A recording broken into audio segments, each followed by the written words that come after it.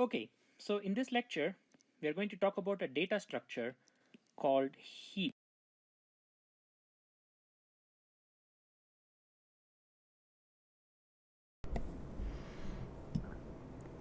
Testing, testing, testing, testing. Testing the sound.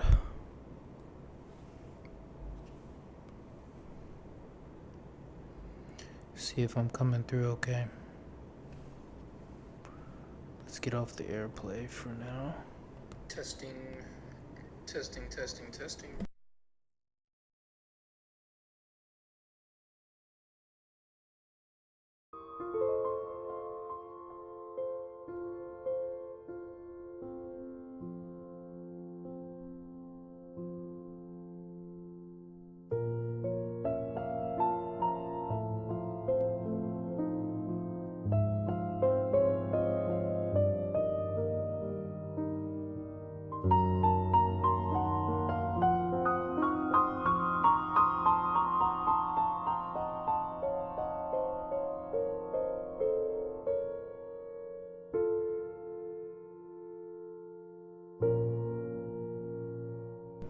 I feel like the quality is still kind of, I don't know, not as good as it could be. I gotta figure out what's going on with that. But, whatever.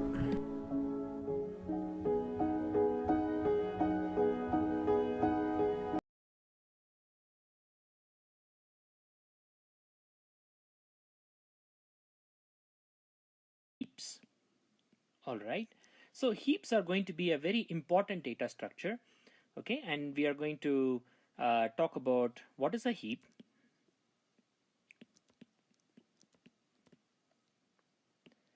We are going to talk about operations on a heap.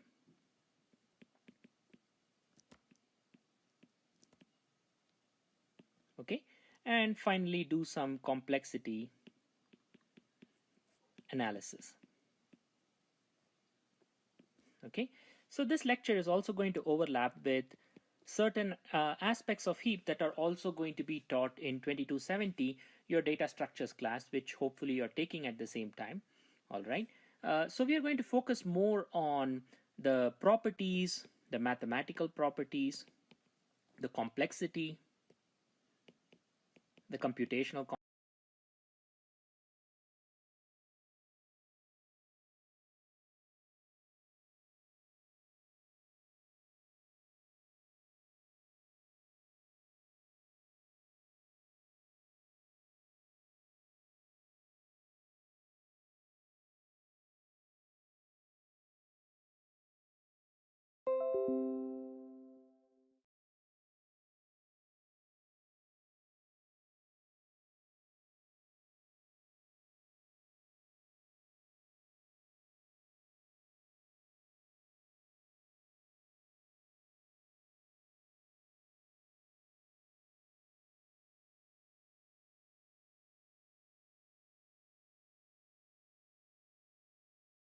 complexity, deriving complexity results, and so on. How to program a heap, how to use a heap, when to use a heap versus other data structures will also be covered in 2270. We are not going to go into it in as much detail here. I don't know why these lines are here. It's kind of annoying. Okay. Okay, so what is a heap? All right, so heap is a data structure, and in your data structures class, you would have learned about the concept of an abstract data type. Okay, so what is an abstract data type for a heap look like? Well,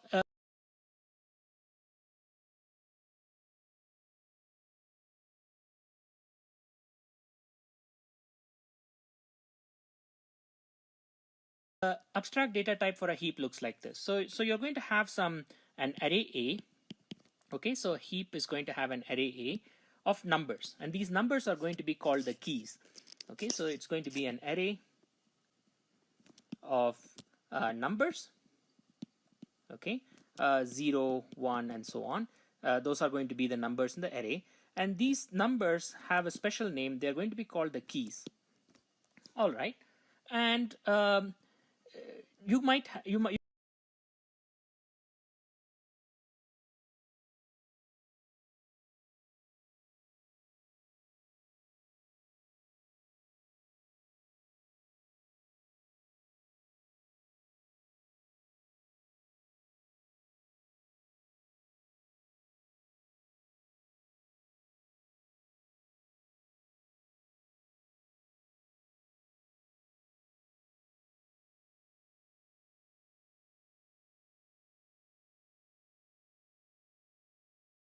you can also have like other data.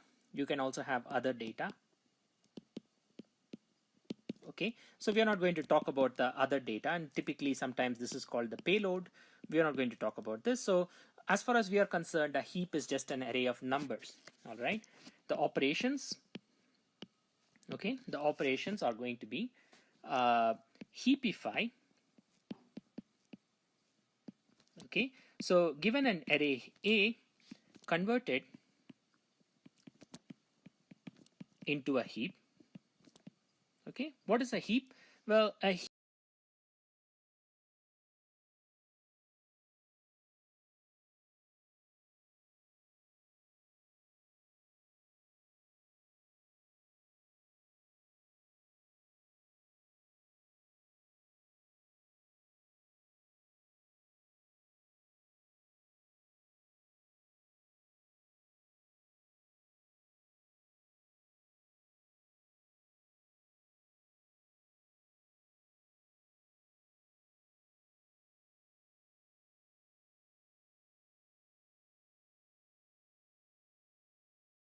heap I said is an array, but now let me say it is a special array with some special properties. Okay, what are these special properties? Coming right up. All right, so it's going to be a special array with special properties, and heapify is coming. A heap I said is an array, but now let me say it is a special array with some special properties. Okay, what are these special properties? Coming right up. All right, so it's going to be a special array with special properties, and heapify is going to take an ordinary array and make it into a heap. All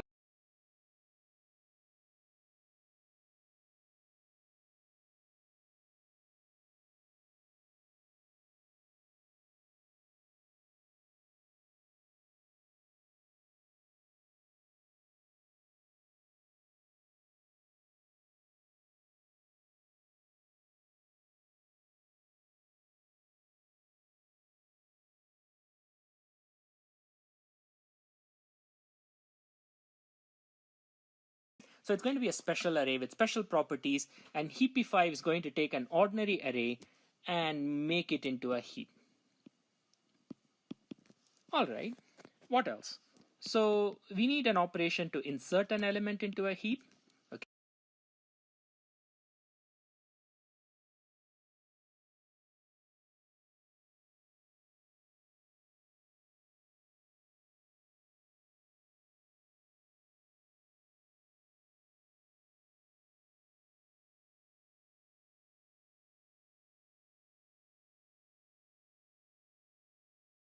Okay, and here when I insert an element, I'm just going to be worried about inserting a number or inserting a key.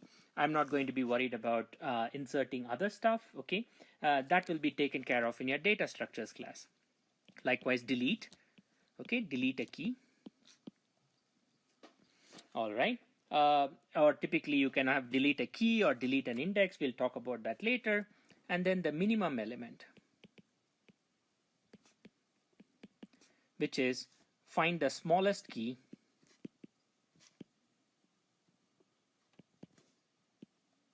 in the heap. All right, so this is going to be somewhat something like the abstract data type.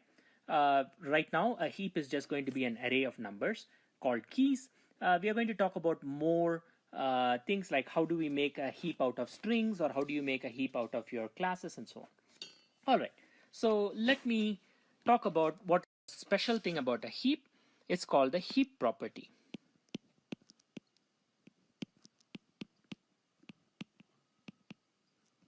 Okay. All right, so there are two types of heap properties. One is called the min heap and max heap. Okay, and we are going to focus mostly on min heaps, though everything we'll talk about min heaps. With max heap, it's very, very simple. You just reverse the direction of the inequalities. You will know in a second. So I will reserve max heap for later. Right now I'm going to talk about min heaps. I'll tell you how to remember and tell the two apart. Okay, as I mentioned earlier, a heap is just an array.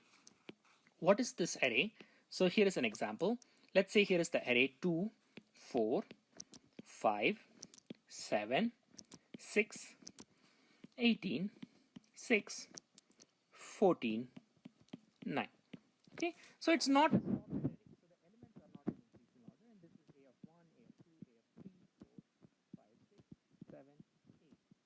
okay, so this has 9 elements in the array.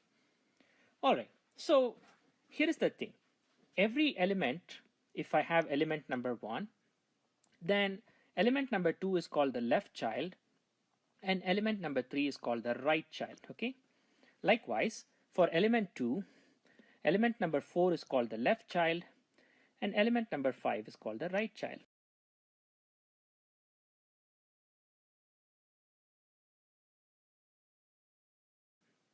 Then element number 2 is called the left child, and element number 3 is called the right child. Okay.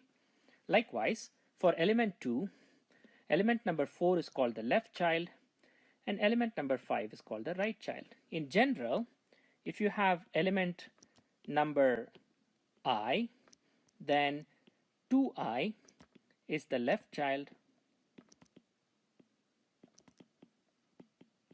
and 2i plus 1 is called the right child.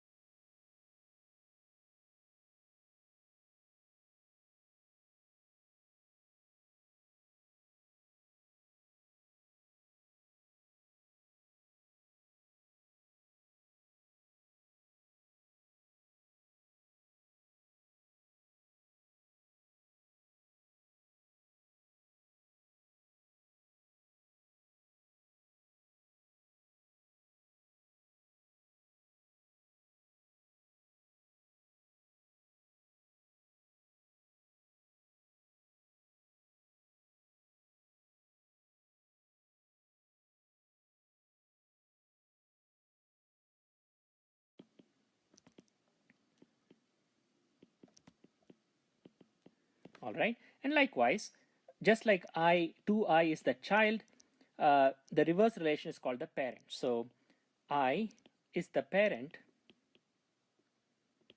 of the elements at 2i and 2i plus 1. So for example, let me take the element at 4. The left child is going to be 8, and the right child is going to be the element at 9, okay, which is itself a 9. How about the element here at 6? Well, 6 has no left child and no right child. Okay, so if the element 2i or 2i plus 1 does not exist in the heap, then you say there are no left child or no right child. Well, 6 has no left child and no right child. Okay, so if the element 2i or 2i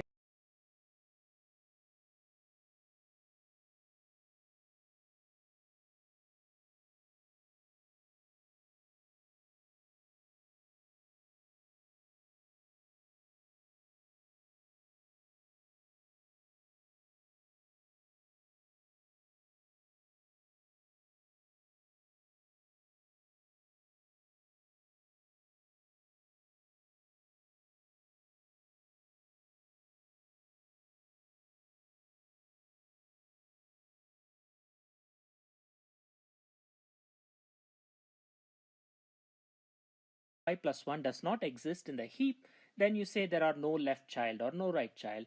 If it does exist, then you say it has a left child. If 2i exists, if 2i plus 1 exists in the array, then you say it has a left child and a right child. Likewise, for a parent, if you have element 2i plus 1, the parent is given by I, and this is simply divide by 2 and round down. Okay, it's divide by 2. So for element j, the parent is j divided by 2, okay, is the parent, and this is the floor notation. It's taking the the fractional number and rounding it down if it's a fraction. If it's not a fraction, it's the same. The parent is j divided by 2, okay, is the parent. And this is the floor notation. It's taking the fractional number and rounding it down if it's a fraction. If it's not a fraction, it's the same value. So this is the parent relation. And element a of 1 has no parent, and it's called the root. All right. So with this in mind, a heap is just going to be visualized better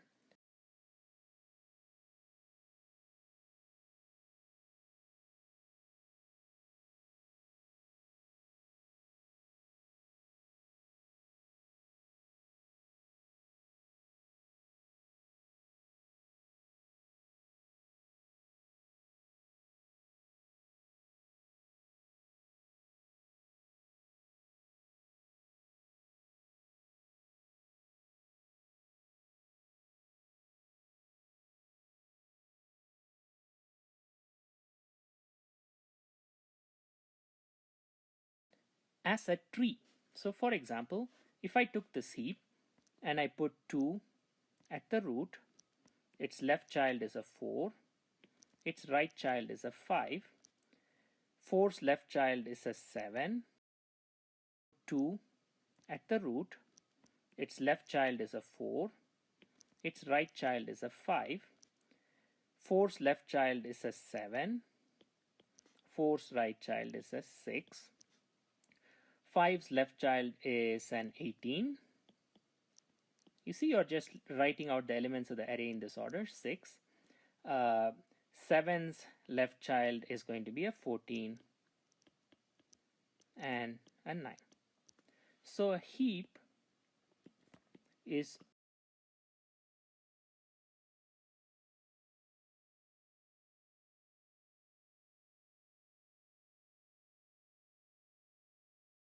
is a 7, put 2 at the root, its left child is a 4, its right child is a 5, 4's left child is a 7, 4's right child is a 6,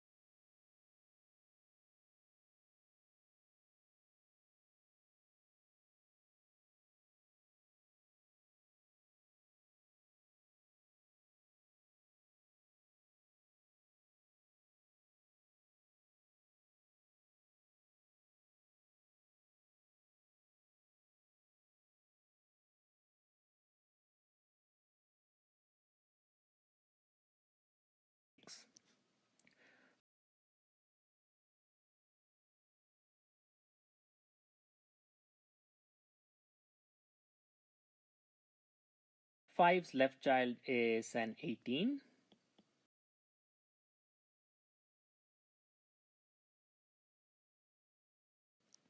You see, you're just writing out the elements of the array in this order.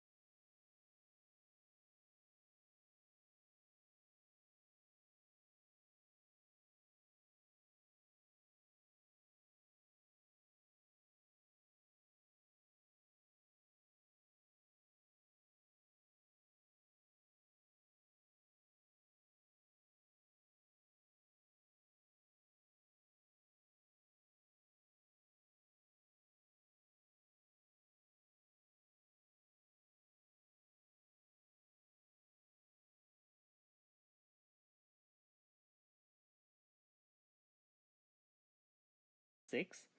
7's left child is going to be a 14 and a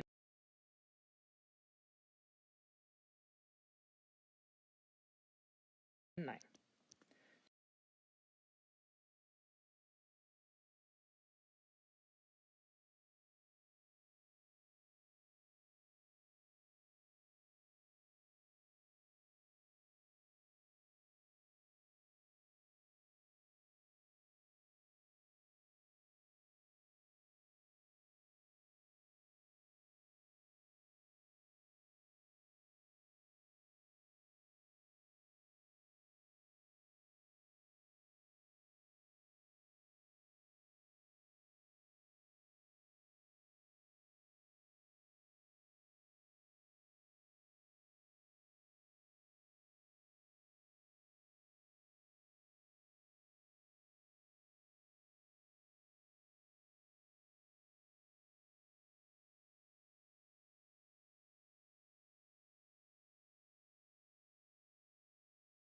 So a heap is also a special binary tree.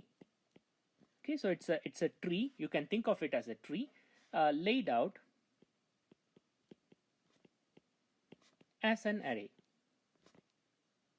That's what it is. Okay, so it's a tree that's also laid out as an array.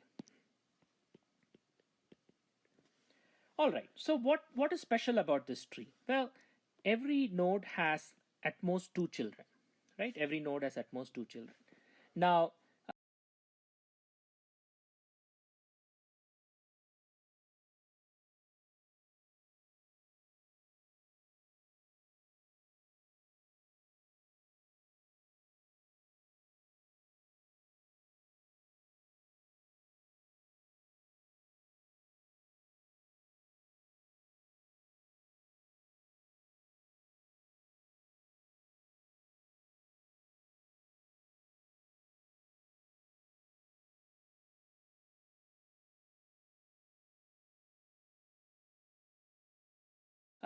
it has a left child and a right child, left child and a right child, left child and a right child.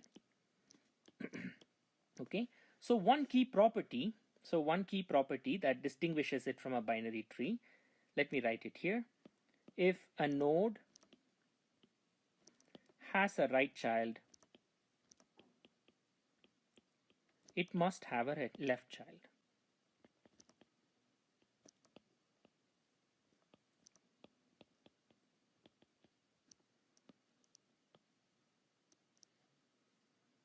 Okay, so if a node has a right child, it must also have a left child. Why? Can you think about it in terms of an array and convince me why is this true? If a node has a right child, then it must also have a left child. Can you think about it? Okay, so if you pause the video and thought about it, hopefully.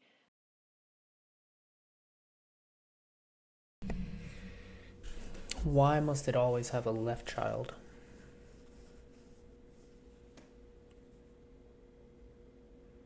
I want to say just because the left child is always just going to be 2i plus 1 minus 1, so there'll always be minus 1. So the 2i, it's always going to have a position. It's kind of self-explanatory just by definition. If it has a right child, then that means it's 1 in front of a number that already exists. I don't know how else to explain it. It seems self-evident. If not, take a few seconds. Here is a hint. Think of any node is basically also existing in the array, right? A heap is just an array. The tree is just a way of visualizing the heap, right?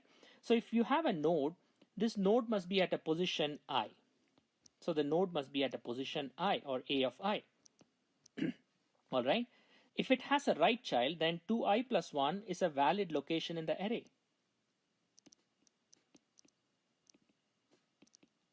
Okay, so the array has a location.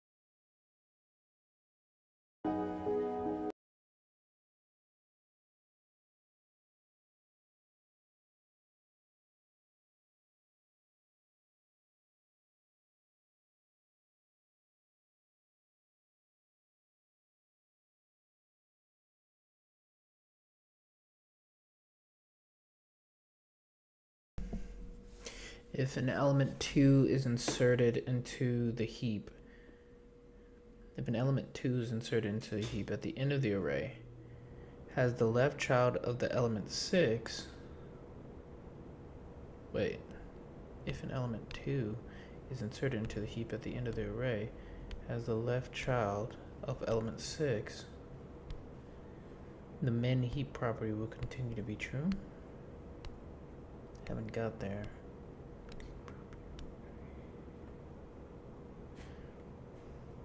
And label 2i plus 1. Well, if it has 2i plus 1, it must have 2i. Okay, because an array is just a straight line list of numbers, right? So if there is a 2i plus 1th element, there must be a 2ith element, right? And therefore, if there is a right child, there must be a left child. All right, so this is a very, very simple property of a heap, but it kind of guides us, gives us some intuition about what heaps look like. All right, where are we so far? Heaps are arrays. Okay, so let me summarize. Heaps are arrays.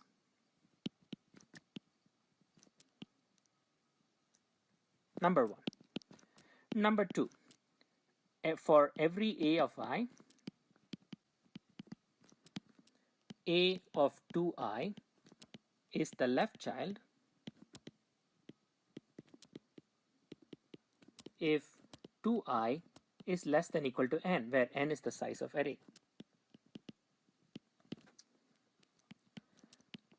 A of 2i plus 1 is the right child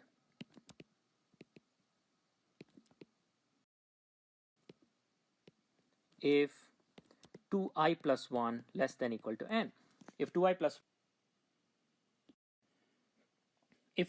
1 were greater than n, then there is no right child. If 2i were greater than n, then there is no left child.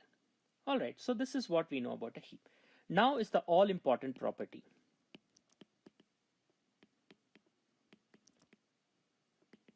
And we will call this the min heap property.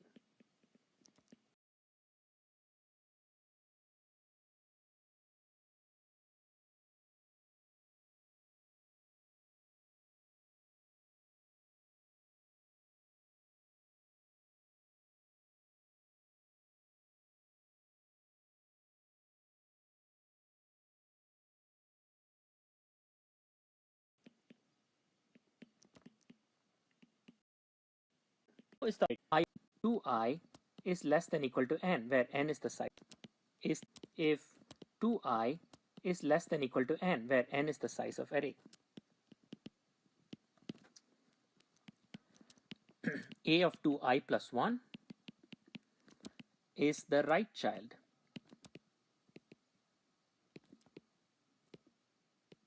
if 2i plus 1 less than equal to n. If 2i plus 1 were greater than n, then there is no right child. If 2i were greater than n, then there is no left child. All right, so this is what we know about a heap. Now is the all-important property.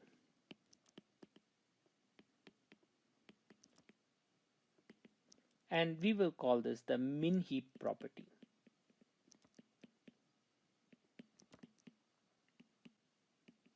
And it's really simple. Min heap property says that every node a of I is less than or equal to a of 2i, and a of I is less than or equal to a of 2i plus 1.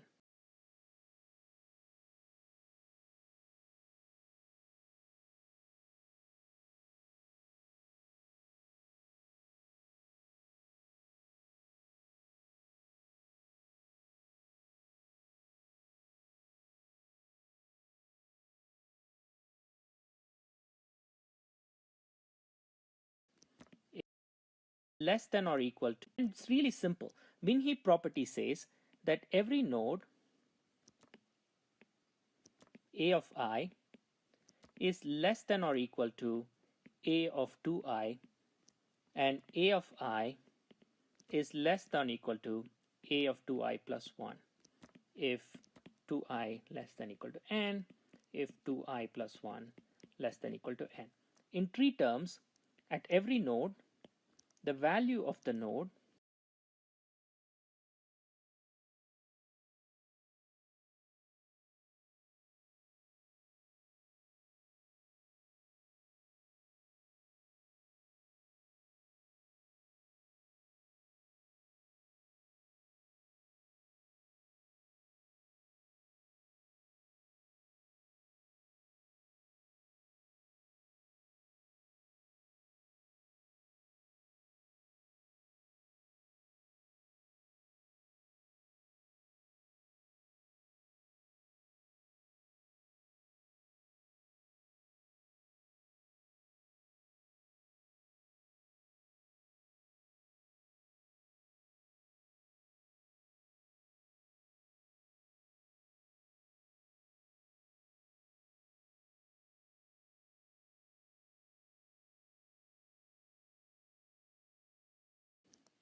is going to be if 2i plus 1 less than equal to n.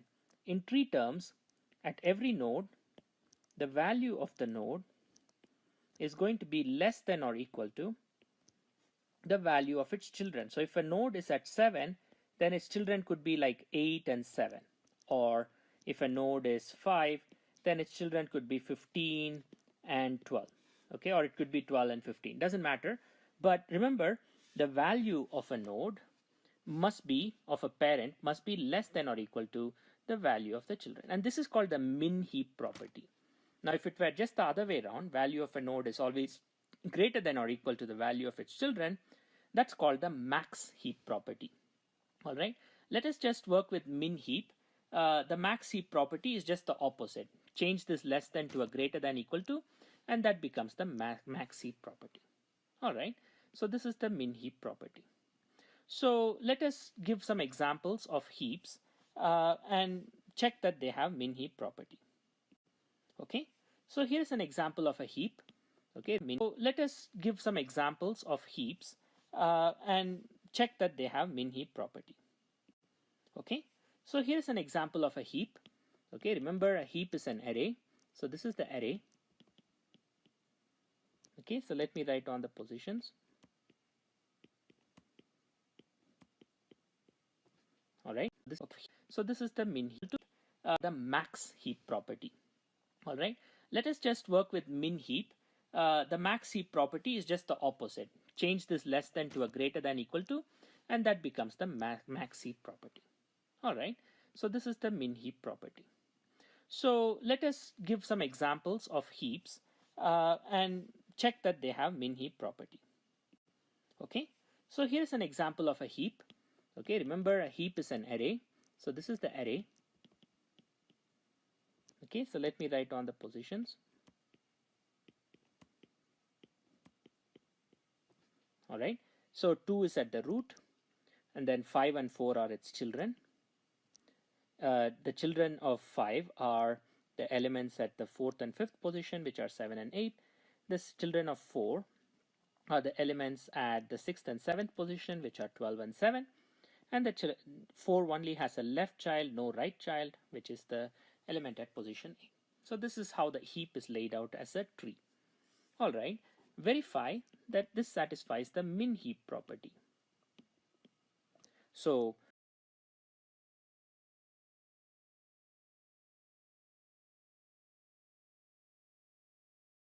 two is less than equal to 5, 2 is less than equal to 4, less than equal to, less than equal to, less than equal to, less than equal to, less than equal to. So every parent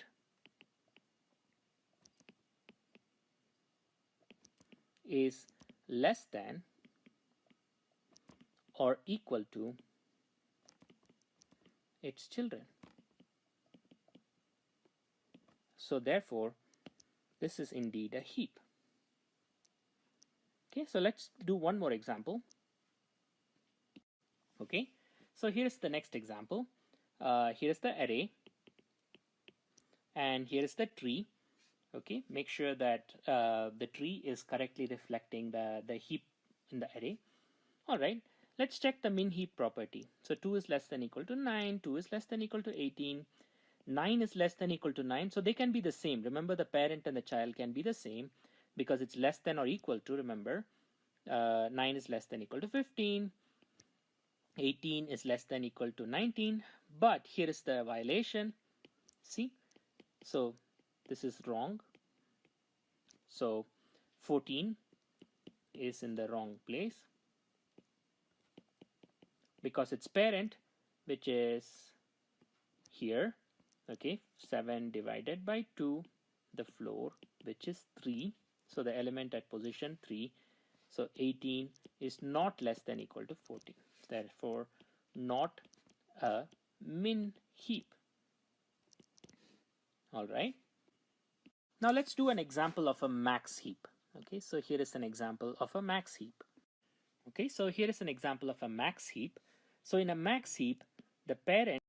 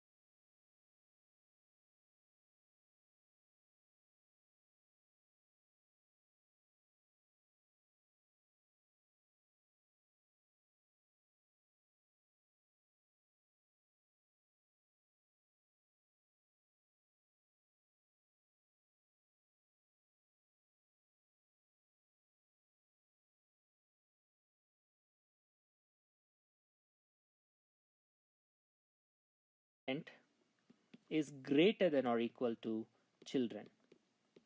Whereas in a min heap, it was just the other way around. So here, 17 is greater than or equal to 11.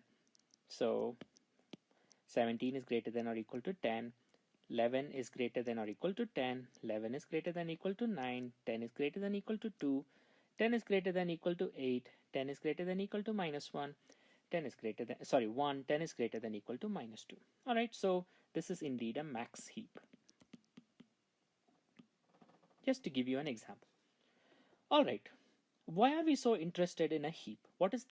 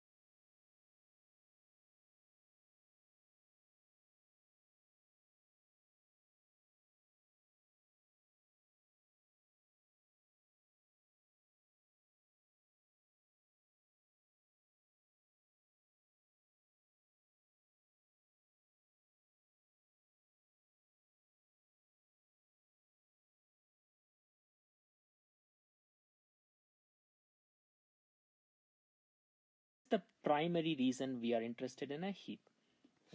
Okay, here is the basic result. If A is a heap, if A is specifically a min heap, then the very first element, A of 1, the root,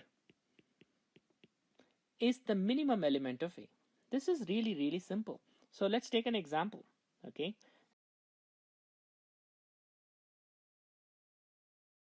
A is a heap. Okay, here is the basic result. If A is a heap, if A is specifically a min heap, then the very first element, A of 1, the root, is the minimum element of A. This is really, really simple. So let's take an example. Okay, so let's take the heap.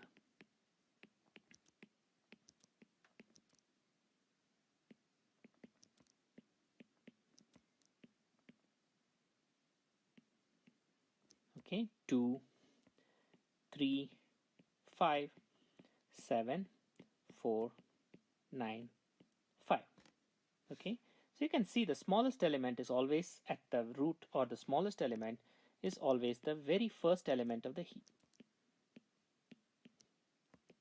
Why is this? Okay, so let us prove this result. All right, what's the proof?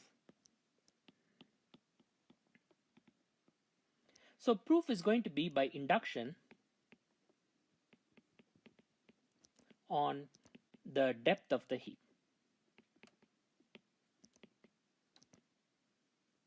What is the depth of the heap?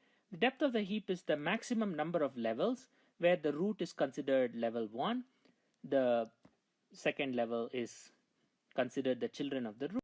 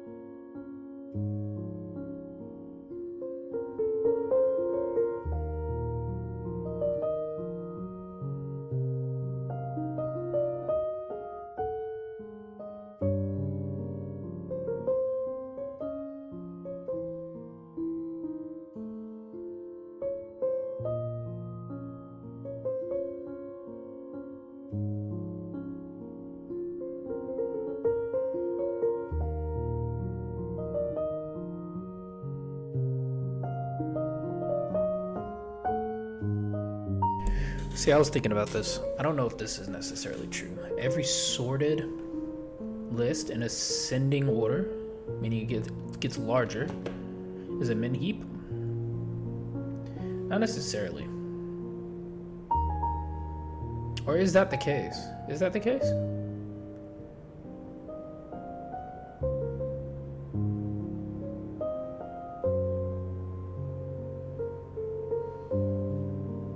I think so, actually.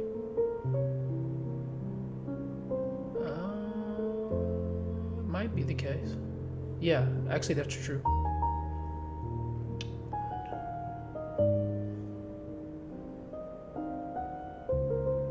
The largest in an element.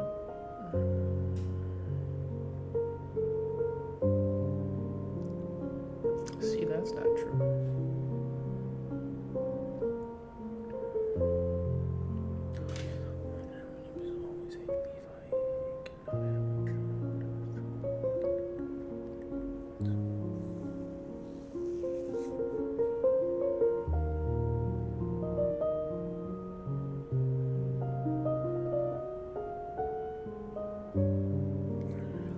about this one.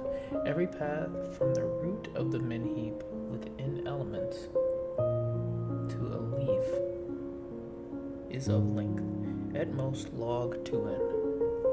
No. Maybe log n.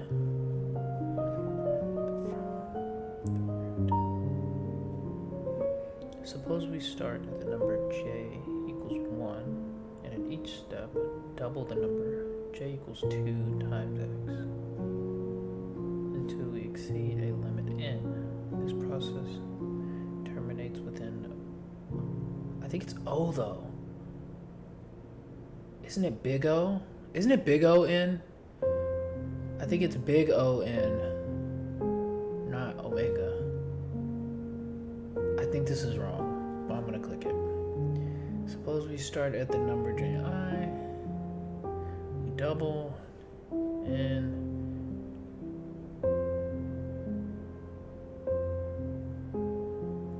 no.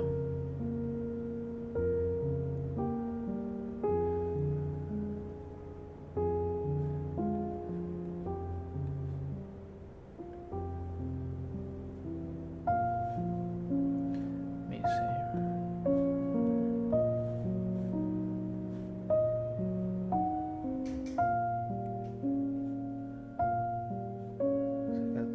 This one right. This one's wrong. I knew it was wrong. I knew it was wrong. I knew it was wrong. It's O. It's O of n. Every path from the root of the min heap within elements to a leaf has. I don't think that's right. The largest element in min heap is always the last element. That can't be right though. It doesn't necessarily. Yeah, I know that isn't right.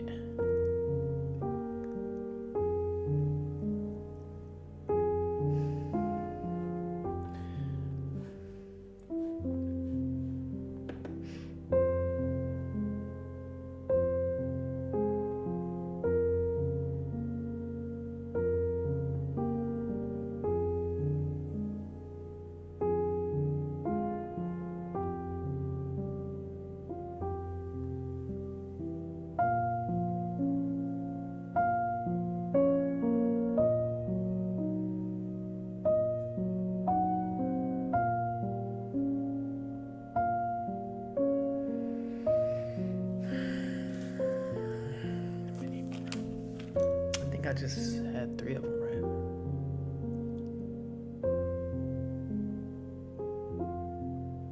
Oh no, it's this and not that.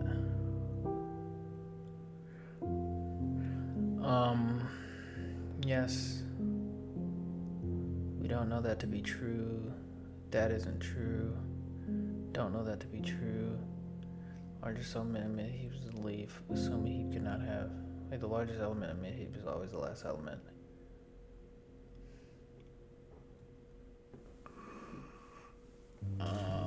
I even forgot. I have to think again.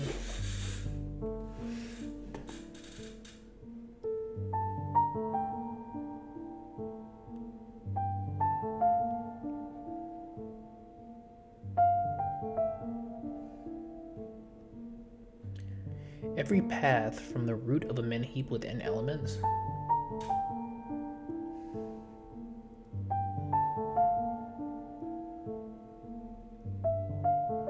I don't know this. I truly don't know this. I'm guessing here. I don't know this.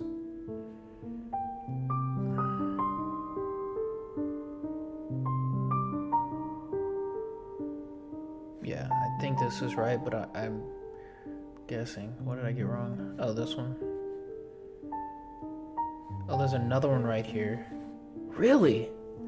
So it's both? Really?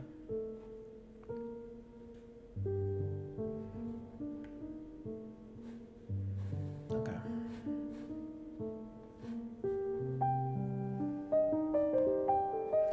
So that one's correct. If an array is inserted to the as the left child element 6, the min heap property will still continue to be true. If element 2 is inserted into the heap at the end of the array. 2. So 1, 2, 3, 4, 5, 6, 7, 8, 9, 10, 11, 12.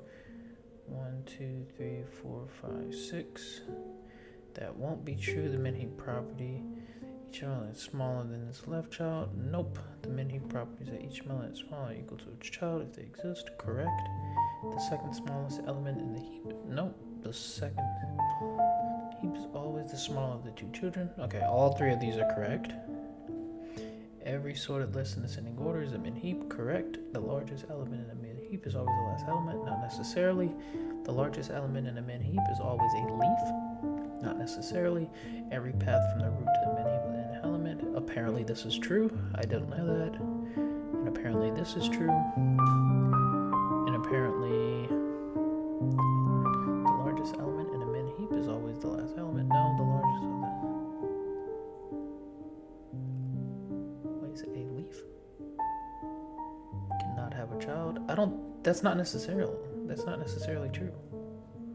Here's one. Yeah, so the largest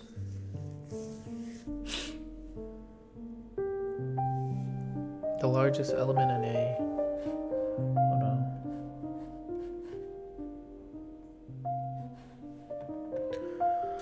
element in a min heap is always the last element. Not necessarily though. Yeah.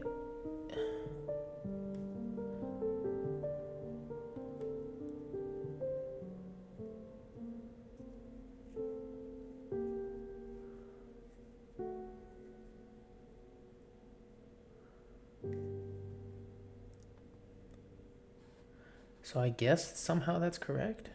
I don't know why, but okay. I don't get this one.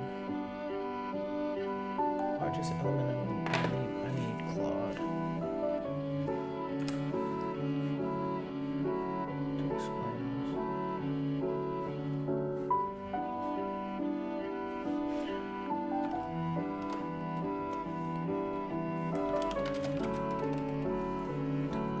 Chat.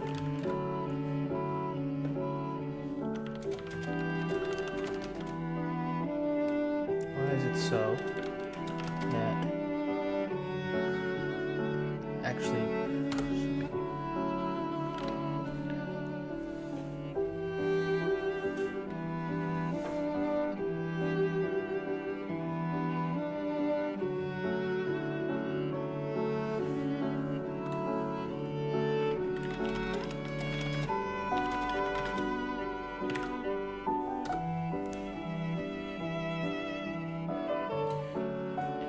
by definition, the parent node is always less than or equal to its child. This property ensures that the smallest element is the root of the heap. The largest element in a heap is always a leaf. Here's why the largest element is always be a leaf. Heap property. Every parent node in the heap is smaller than its children. Okay. This means as you go down the levels, the value of the nodes only increase, so I stay the same. Leaf nodes. The leaf nodes are the nodes that do not have any children. These nodes are located at the last level of the heap. Okay. Location. Since the heap property ensures that any parent node is smaller than its children, the largest value in the heap cannot be a parent. Okay, I get that. I get that conclusion. This doesn't explain why a leaf node has to be. I get a leaf node will be on the far right side, but I don't get why. Like, okay, so. Like, if I had a number, like a leaf node would be something that has a left, but not a right? Right? A leaf.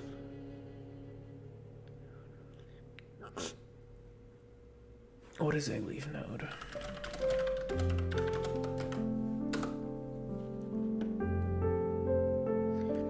In a tree that has no children. Okay, I thought it was just had a left and not a right. Okay, so it has no children. Okay.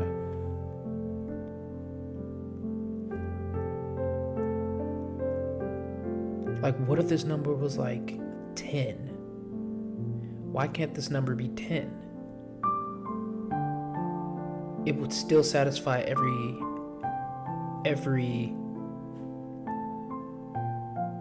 wouldn't it still satisfy the min heap property if this number was a 10? Or even like an 11. It's bigger than this. It has no children because it's in the middle of the list. 1, 2, 3,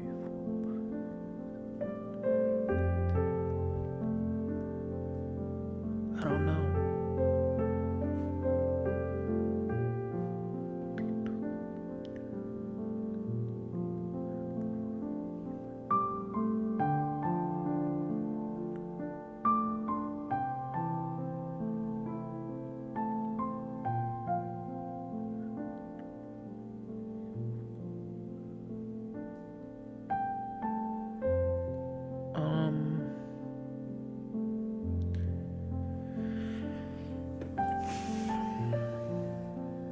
I don't know.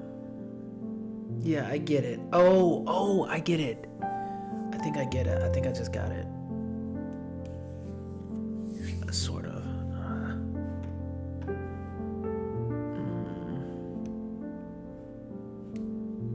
Like in my mind, I think I got it, but I don't know. Anyway. Root. The third level is considered the children of the root, and so on. So let us do induction on the depth of the heap. Okay, so base case, heap depth equals 1. If heap depth is 1, then the heap is very simple. It's simply an array of size 1. It's just got one element in it. Okay, so it's just the root by itself. Therefore, root or a of 1 is trivially the smallest element.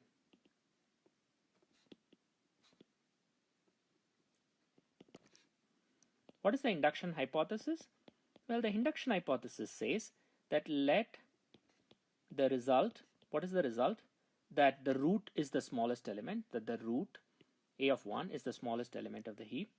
Result hold for all heaps of depth d. All right. So if the result holds for all heaps of depth up to d, okay, so we are going to do strong induction. So depth less than or equal to d. Let us say the result holds for all results for all heaps up for depth less than or equal to d. Then prove it for heaps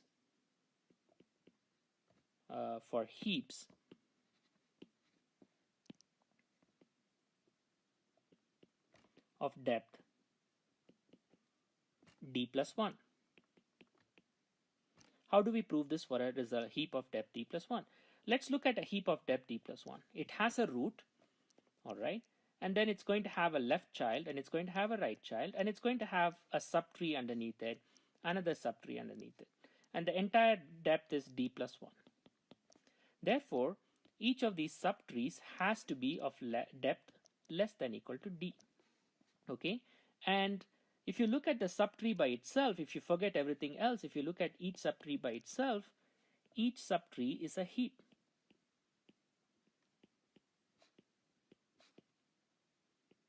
By itself, right?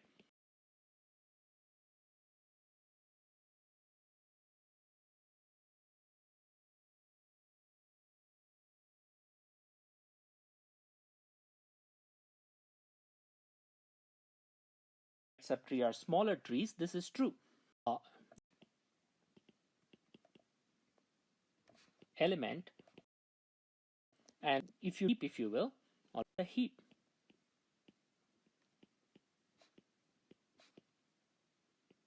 By itself, right? It's a subheap, if you will. All right. So if it's a heap by itself, then if you take the element of the left subtree, let's call this L, and let's call the element of the right subtree U. I already used R for the root. Okay, sorry about that. So then L is the minimum element of left subtree. Likewise, U is the minimum of the right subtree. And this is by induction hypothesis. Because of the induction hypothesis, because the left subtree and right subtree are smaller trees, this is true. And therefore, R is less than equal to L and R is less than equal to U. Why is this? Because of min-heap property.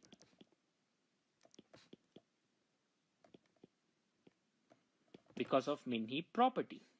Now combining the two, well, L is already the smallest in the left, U is already the smallest in the right, and R is smaller than L and U. Therefore, R is the smallest element of the heap. QED. So this is how the induction proof goes. All right. So what have we proved? We proved that because of the min-heap property, the element of the top has to be the smallest. Okay. Or in the array sense, the element at the very first position has to be the smallest. All right. So now that we have defined heaps and we have defined heap operation, we have defined heap properties, we are now ready in the next video to define what are heap operations. Okay, so now that we have defined heap properties, we are ready in the next video to define heap operations. See you there. Bye.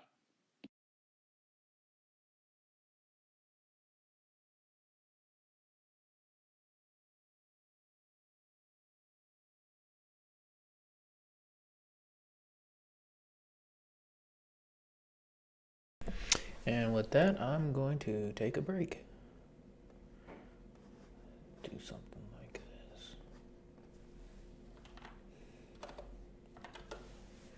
this. Be back in 10 minutes.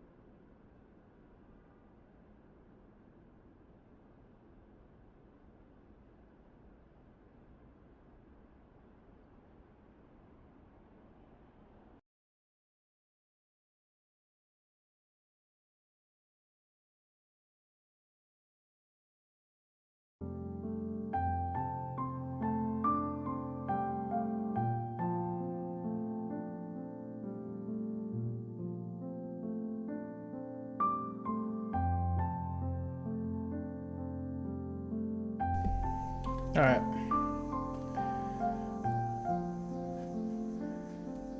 So what's next?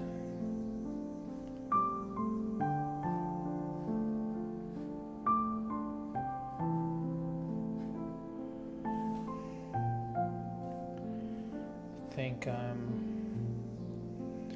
trying to finish week 2.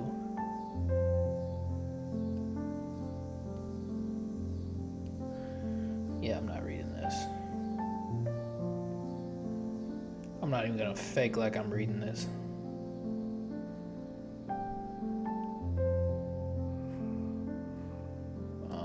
Heap. Bubble. Isn't that what I have? Bubble up, bubble down. Quiz. Yeah. Quiz. Heap. Can I finish both of these today?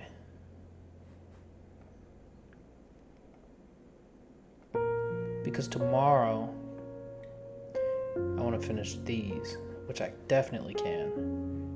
Yes, I can finish both of these for sure.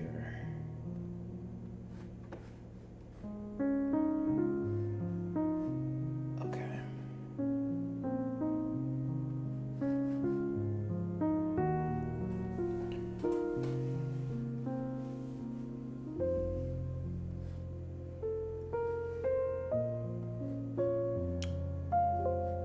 What are we doing?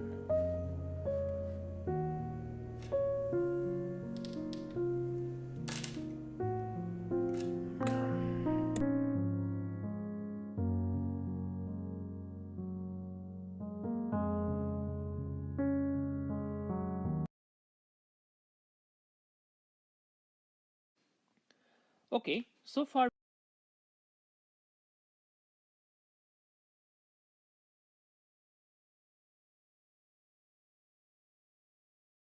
we have defined heap properties. Okay, so we've looked at min heap property. Okay.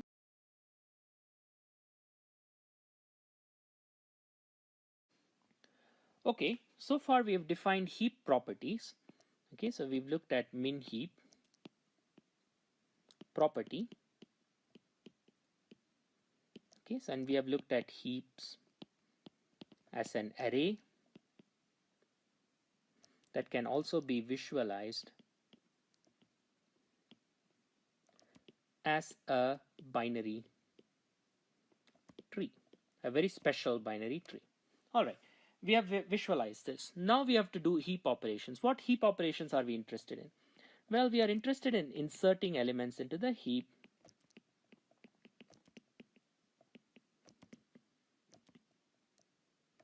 We are interested in deleting an element from the heap.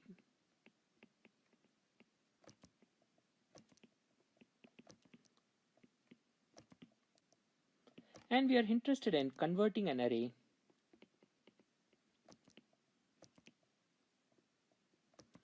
into a heap. Okay, so these are the 3 operations that we are going to be interested in, and we are going to come up with efficient ways of solving these 3 operations. All right, let's do this. So before we do that, there are 2 very important primitives we need to deal with. And these primitives have very fancy names. They're called bubble up and bubble down. Okay, bubble up and bubble down. So we will first talk about bubble up and bubble down. Okay, so what is the idea here? So imagine a heap that is broken. What does it mean? That the heap property fails to hold. All right, that the heap property fails to hold, but broken in just one place.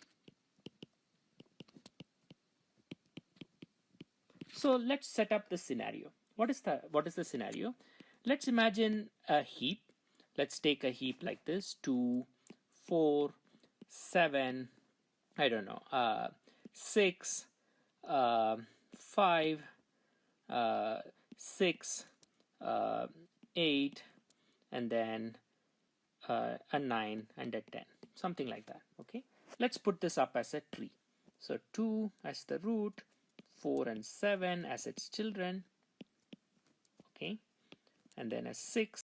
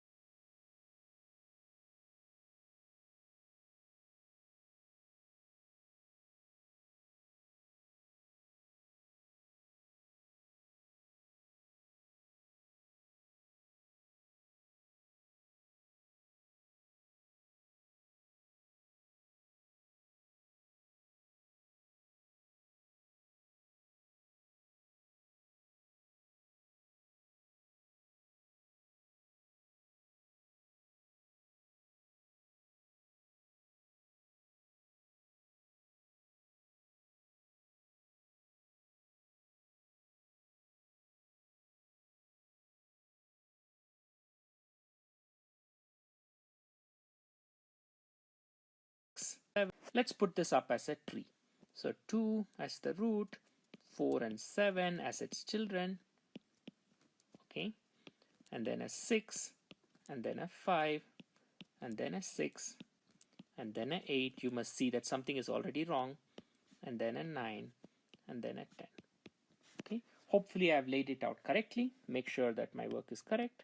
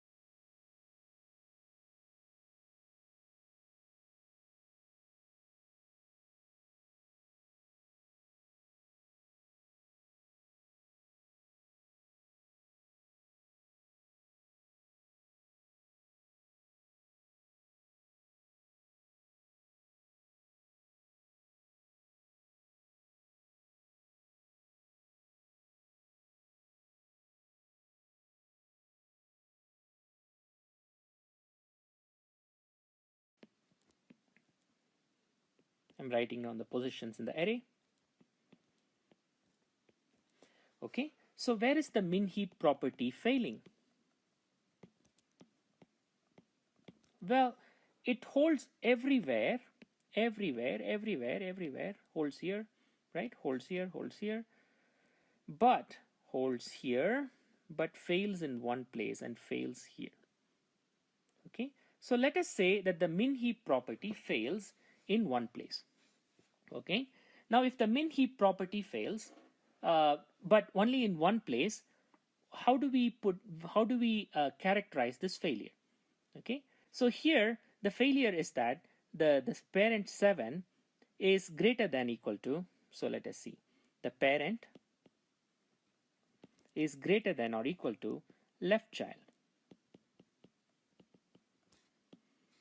Okay, so right here, so the failure is 7 is greater than or equal to 6, whereas 7 is less than equal to 8. Okay, so what is happening here is if you focus on the 6, right, 6 needs to move up. Okay, and when you focus on the 6, okay, so now we are thinking about looking at the 6, it's in the wrong relation with its parent. So 6 is in the wrong relation with its parent.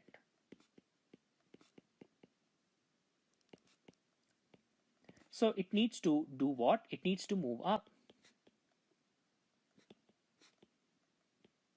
But everything else is fine. Okay, so this is a situation we look at. Okay, and the operation that's going to achieve this is called bubble up.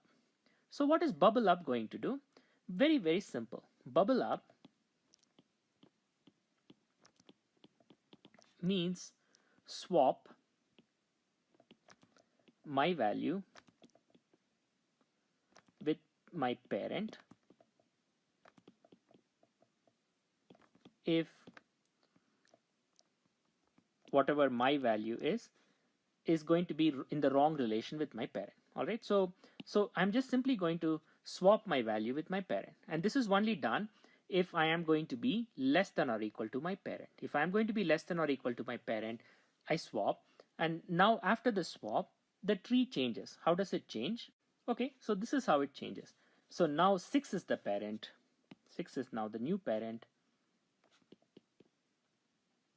and 7 is the left child. They have just swapped places. All right, so now that they have swapped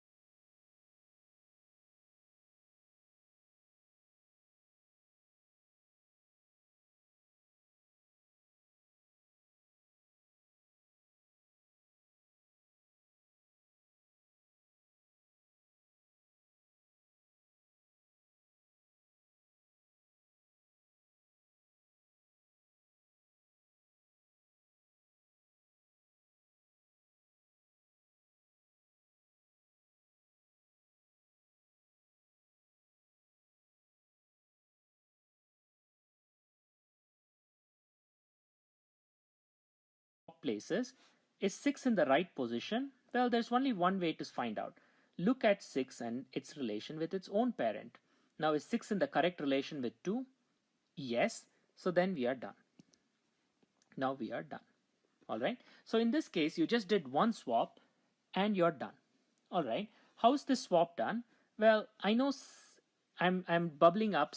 In this case, I'm bubbling up 6, which I have identified to be the culprit or to be the element that's in the wrong position. All right. And that's at position 6. I know its parent must be at position 3. So I've done a swap with its parent. So in the array, now 6 gets here and 7 gets here. So the array gets changed. And now I look at 6 and its parent, which is in the right position, and I am done. All right.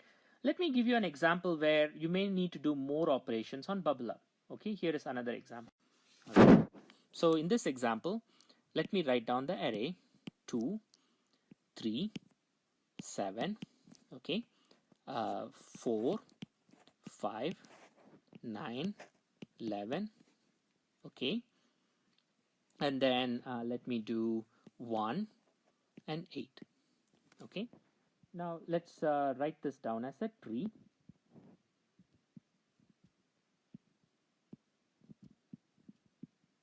I'm not going to draw the arrow from the parent to the child. It's kind of obvious here, right?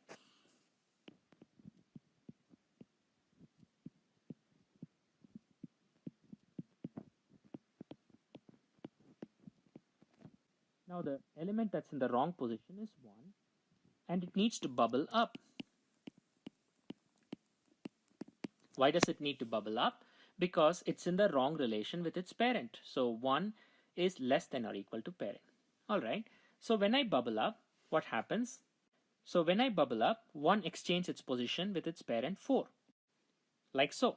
So now 1 has exchanged positions with its parent 4. Now, bubble up is a recursive procedure. Now I compare 1 again with its parent. Is it in the right relation with its parent? No. It's still less than or equal to its parent. So again I bubble up, and then in the second bubble up, what happens? 1 and 3 exchange position. Okay, like so. All right. And then in the last one, I look at 1 and its parent 2. Is it in the right relation? No again. So it swaps its position with its parent. Like so. And now finally, 1 has reached the very root. Is there anywhere, does it have a parent at this point? No, it does not. And so it stays there. How does this all look in terms of the array? Okay, so in the array,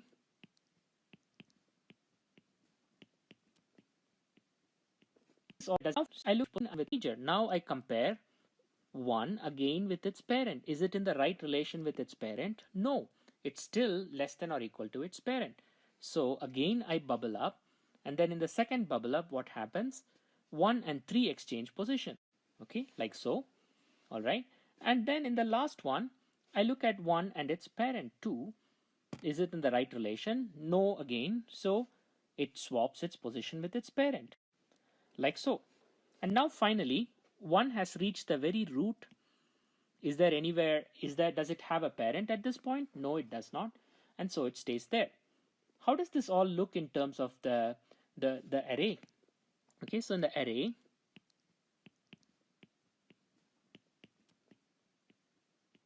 okay, so in the array, you have 1 here. What is the parent of 1? It's the element j by 2 at location 4. So now you do a swap. Okay, so when you do a swap, so 4 and 1 exchange positions. All right, so let me circle this to say the exchange positions. Now again, you look at 4 and 2. Okay, so if you look at 4 and 2, well, it's not in the right position with its parent, so you again exchange. Okay, so sorry about the mess with the color. All right, now again, is 2 in the right position with its is the 1 in the right position with its parent? No, so you swap again. And then everything is fine. Okay, but as you bubble up, you notice that everything else is not going to be affected, not affected, not affected. And that's because of the heap property. Okay, you don't have to worry about the other elements because you're naturally going to maintain heap property everywhere else. And that's why you're using bubble up, because the heap is just broken at one position and you're trying to fix it.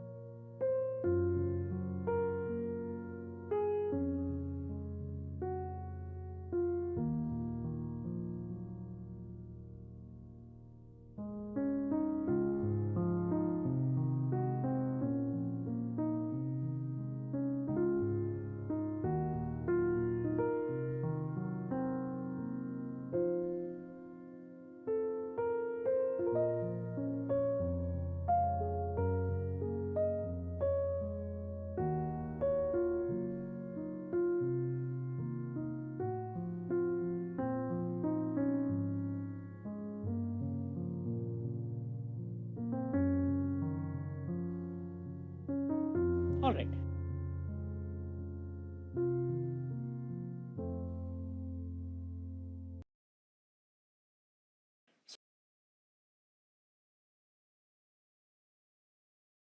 So what does the pseudocode for bubble up look like?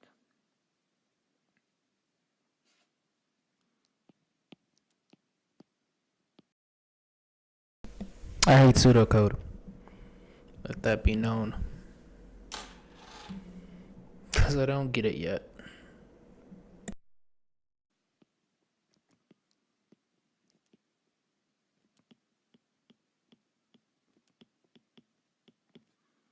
Okay, so bubble up.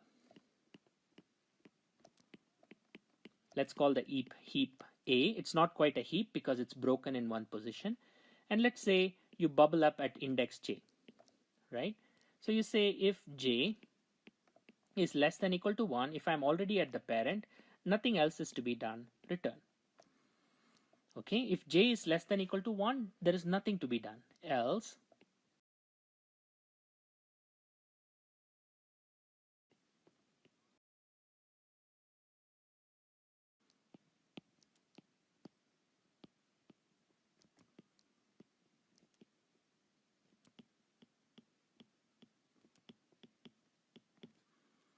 okay, so bubble up. Let's call the heap A. It's not quite a heap because it's broken in one position. And let's say you bubble up at index j, right? So you say if j is less than equal to 1, if I'm already at the parent, nothing else is to be done, return. Okay, if j is less than equal to 1, there is nothing to be done. Else, if a of j, the element at position j, its parent is going to be a of j divided by 2, but this is integer division, so a of j is less than or equal to, well, to be equal to 1, there is nothing to be done. Else, if a of j, the element at position j, its parent is going to be a of j divided by 2, but this is integer division, so a of j is less than or equal to, well, equal to is actually fine. Excuse me. So I'm going to do a of j is strictly less than, because equal to is fine. A of, in Python I would simply say j / 2, but in this is simply floor j by 2. Okay, in many languages, in Python it's // okay, if a j less than a j / 2, then swap a of j and a of j by 2. Just swap those two elements. Okay, and what do? After swapping, you do a recursive call to bubble up, but you bubble up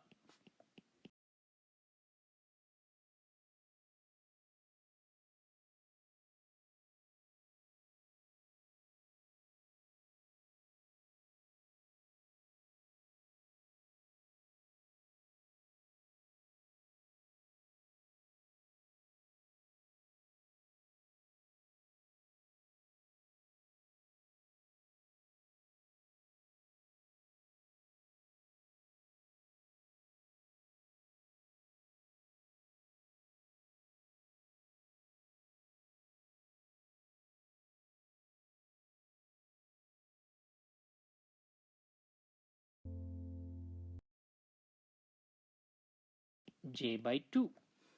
Okay, so you do a recursive call to bubble up. If you do a recursive call to bubble up, but you bubble up j by 2. Okay, so you do a recursive call to bubble up. If it's not, then there's nothing more to be done. All right, that's it. So it's a recursive procedure that's recursively going to bubble up on j by 2. All right, so how many bubble up, what is the complexity of bubble up? So if I call bubble up, in the worst case, I'm going to call bubble up on the, That actually wasn't that hard to understand. I think it's just because I've been practicing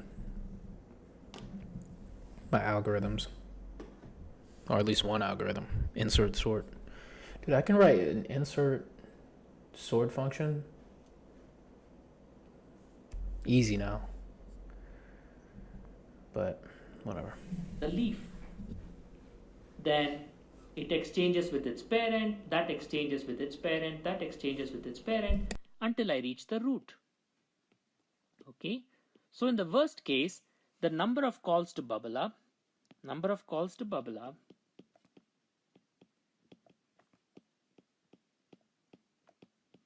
is going to be the depth of the heap,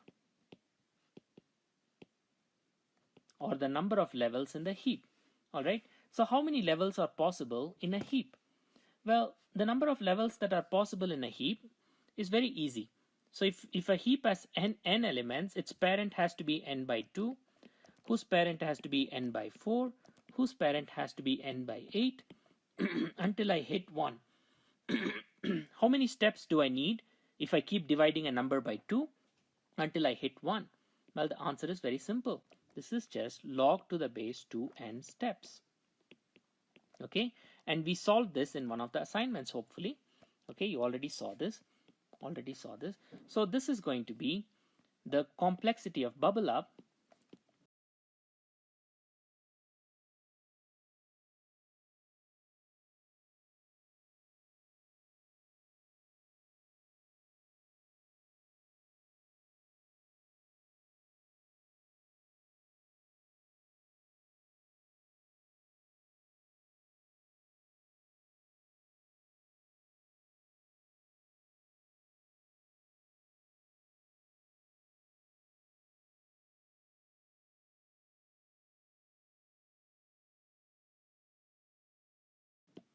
is going to be theta log n. Does it matter which base? It doesn't matter because I put a big theta in front of it. So bubble up works in theta log n. Okay, so if, for example, you have a heap with 1,000,000 elements, which is roughly, let's say, 2 to the power 19, then bubble up is going to be proportional to 19 operations. It's going to be really fast. Even if you have 1,000,000 element array, you're going to be doing it in 19 operations or 20 operations. Okay, so it's going to be rather fast. All right.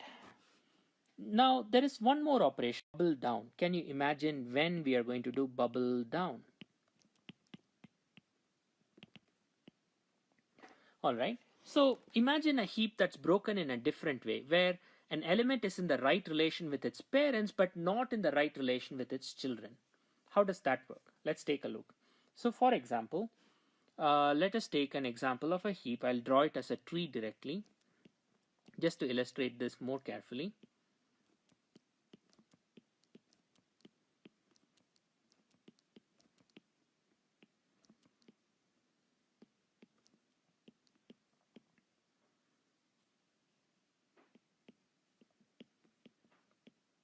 Okay, so let us imagine a situation like this, where in your heap you have the heap min heap property holds everywhere, but fails to hold here. So you may think, okay, is this heap broken at two places? It's not broken at two places, it's broken simply at one place, and that place happens to be, it's broken here at 7. 7 is in the wrong relation with its children, right? It's in the right relation with its parents. And likewise, if you think about, you may say, okay, 4 is in the wrong relation with its parent, 5 is in the wrong relation with its parent. But if you think about it that way, then there are two elements that are broken, right? So if you think about, for example, if you say the blame lies here with 4 and 5, that's a little problematic, because in this case there are two elements that would be broken. It's much easier to say the blame actually lies in 7. In that case, you say, okay, 7 is the broken part, right? 7 is the broken part, because I imagined a heap that's just broken in one place. So in this case, let me put the blame on 7 rather than on 4 and 5. Okay, so in that case, 7 needs to bubble down, because it's in the wrong relation with its children. Okay, bubble down.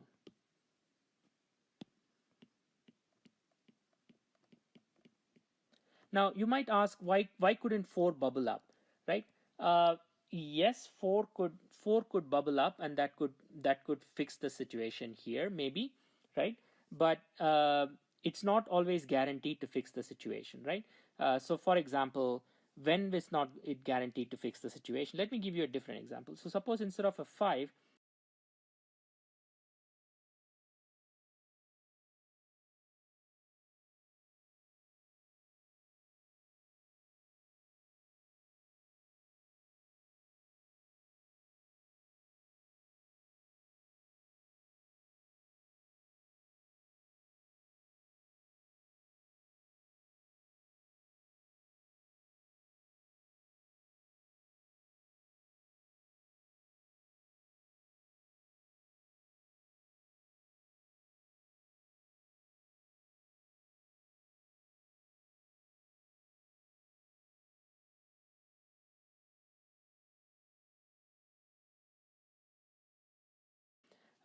this was actually, let us say, a 3.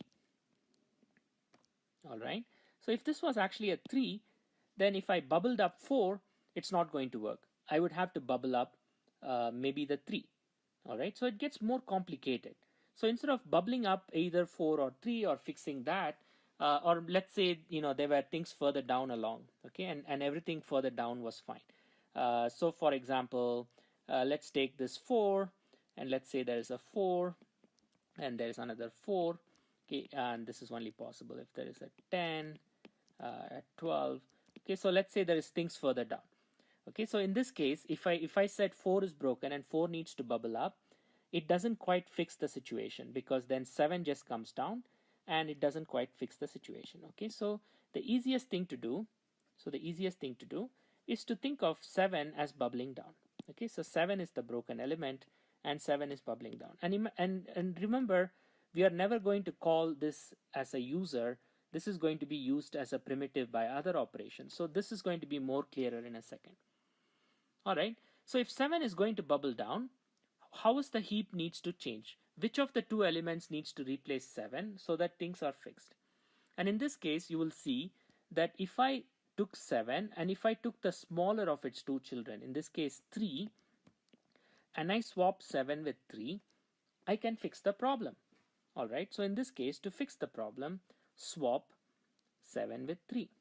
All right, so this is an example of bubble down, and that fixes the problem. What happens after the problem is fixed? After the problem is fixed, you get a new heap that looks like this: 2, 4, 9, 11, and then instead of 7 you have a 3 and a 4 and a 7. Okay, and now this heap is completely okay. It has the min heap property. All right, but this may not always be the case. You might have to keep bubbling down recursively. So let me give you an example where you might have to do more bubble downs. Okay, so here is an example. So in this example, the very root of the heap is going to be broken.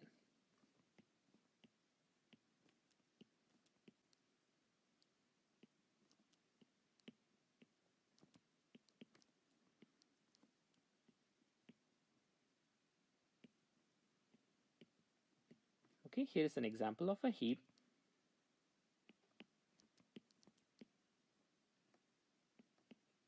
Okay, so here is an example. Okay, and now if you think about it, everything is fine. Everything is fine. Fine, fine, fine, fine, fine. Unfortunately, the root itself is broken. It's in the wrong relation with its children. And I will, instead of, again, as I mentioned earlier, instead of putting the blame on the children, I will put the blame on the root so that it's just one thing that's broken instead of two things that are broken.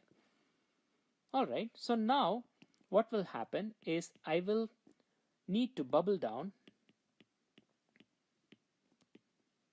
from the root. No problem. All right, so the rule for bubble down is that the element is going to be swapped with the smaller of the two children. So the rule is the element will be swapped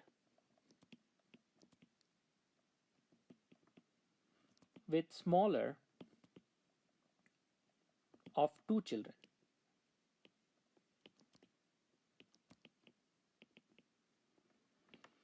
Okay, so here for 15, which one is the smaller of the two children? The answer is very simple. It's the element here at 2. Okay, so this is the smaller child. So I'm going to swap 15 and 2. All right, so let me do the swap.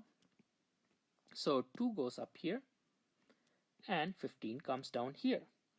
And now these two relations are fixed. Very good. Okay, now let's look at 15. Unfortunately, moving 15 down here means that its relation with its left and right children are no longer going to be correct. All right, so I fixed the relation up top, but now 15 is in trouble with its two children. No problem, let's continue to bubble down. So bubble down. If I bubble down 15, which of the two children is going to replace 15? Well, the smaller of the two. And in this case, the smaller of the two children is this child 9. Okay, so that's going to be swapped with 15. So let me do the swap.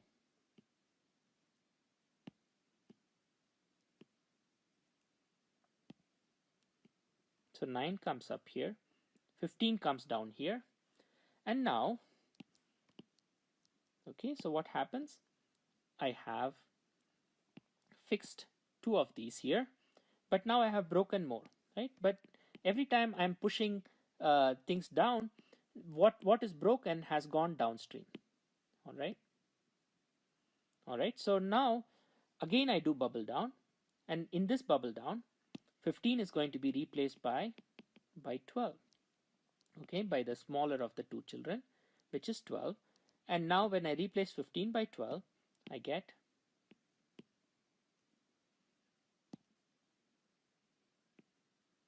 Okay, so let me fix this. So my eraser has stopped working. So let me actually say here I get a 12 and here I get a 15. And now 15 is at the very leaf. There is nothing below it. So everything is fine. Everything is okay. So in this case, by bubbling down the element that's broken, I have fixed the problem.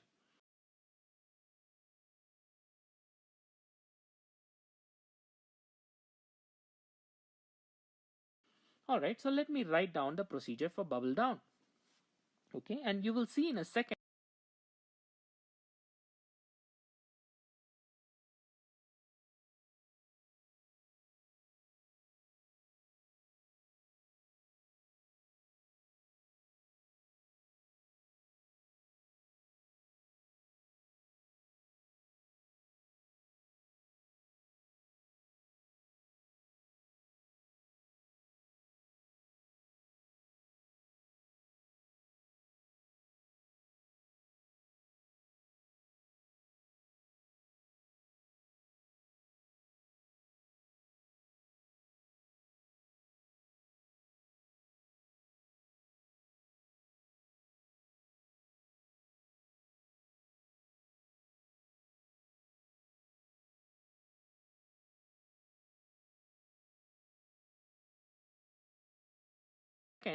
Why bubble up and bubble down are perfect for implementing other heap operations. So bubble down A with, let's say, the thing that's broken is at position J. All right. Now here's the basic idea. If 2J plus 1 is greater than, now I have to see if A has a left child or A has a right child. Okay. So if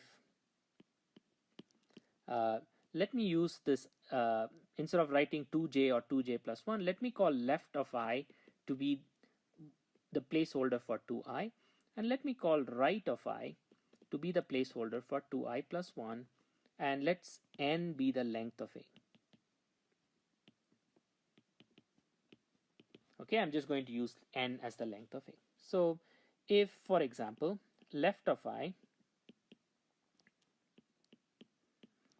is greater than n, then nothing is to be done. A is already a leaf. So if A does not have a left child, it cannot even have a right child. So everything is fine. So let's say left of I is greater than n, then return. In this case, A has no left child.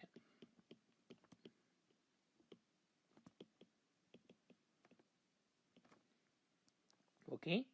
Now if A has one children,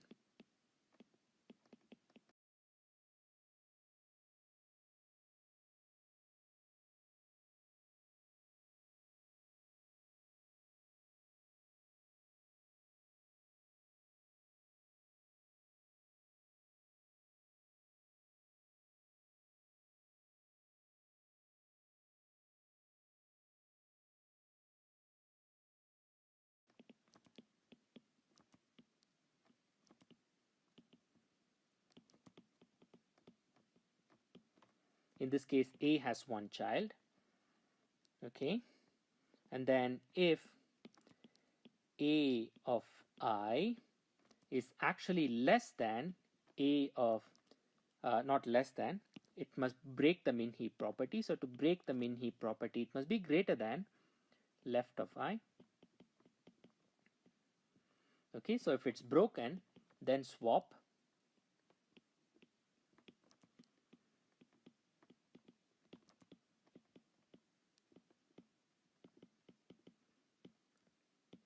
Okay, swap A of I and A of left of I. And just for form's sake, even though you will see that this is not needed in this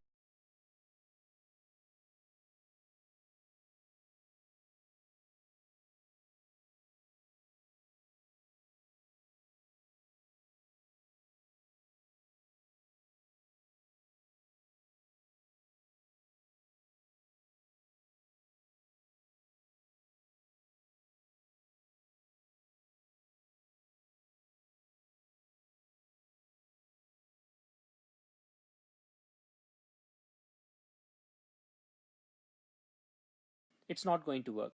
Again, let me call if A does. So in this case, what are we going to do? First is locate the smaller child. Okay, so first locate the smaller of the two children. So how is this? So if A of left of I is less than A of right of I, if left is the smaller child, then small equals left of I, else the smaller child is the right child. Okay, so this is just implementing, finding out which is the smaller child. So now swap A of I with A of small. So swap A of I with the smaller child and then bubble down A of the smaller child. Okay, so bubble down is a recursive procedure. So you're recursively calling it. So this is the rule. Always find the smaller child.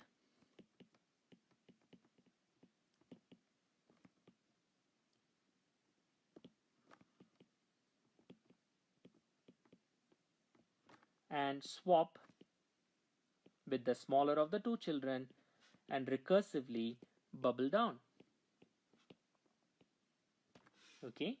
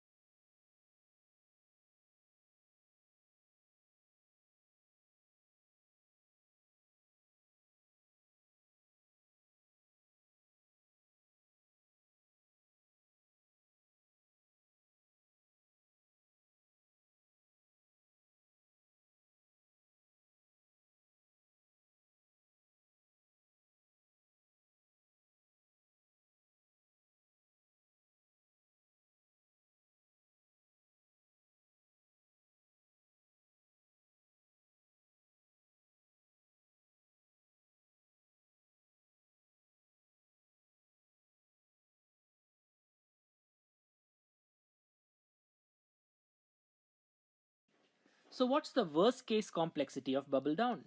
So in the worst case, you might want to you're starting to bubble down at the root, and then you go bubble down to the left child, and then you bubble down to its left child, and then you bubble down to its left child until you reach the very end of the array. Okay, so when you're bubbling down, you're doubling at each step until you reach the very end of the array. So how many times do you double? 1, 2, 4, 8, 16, 32, and so on until you exceed n? Answer is again theta log n. So this is the number of steps that bubble down requires, same as bubble up, except you analyze it from the top down instead of from the bottom up. All right. So now that we have declared bubble up and bubble down, we have to now quickly solve the problem of heap operations.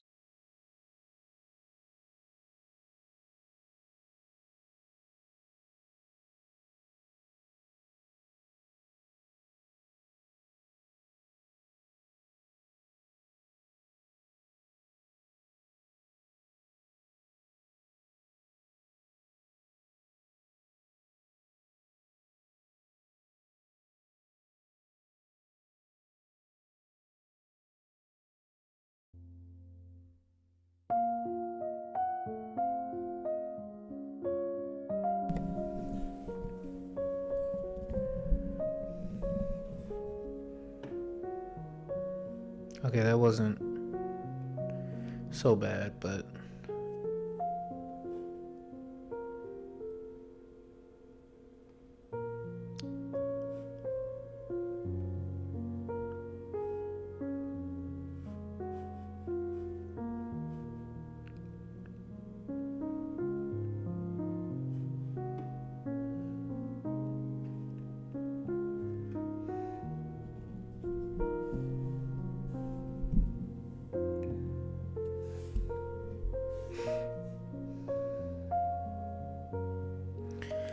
Suppose we perform. Hold on. Consider the following min heap in tree form. Now suppose we perform a heap insert to add a new element 1 to the heap. Select all the correct facts about this insertion process from the list below. The first step is to place the new element at the beginning of the array, making it the root of the tree. No. The first step is to place the new element at the end of the array, making it the child of element 6.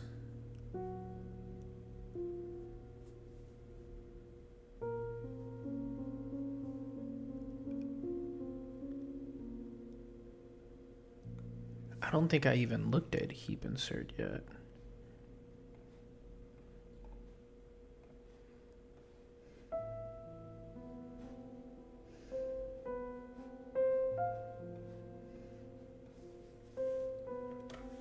Right? Like,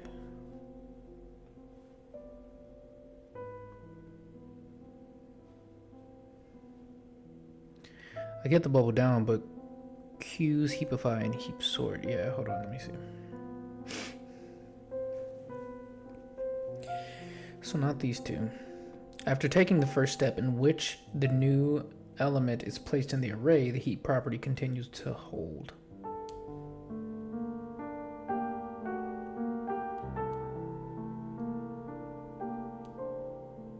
No.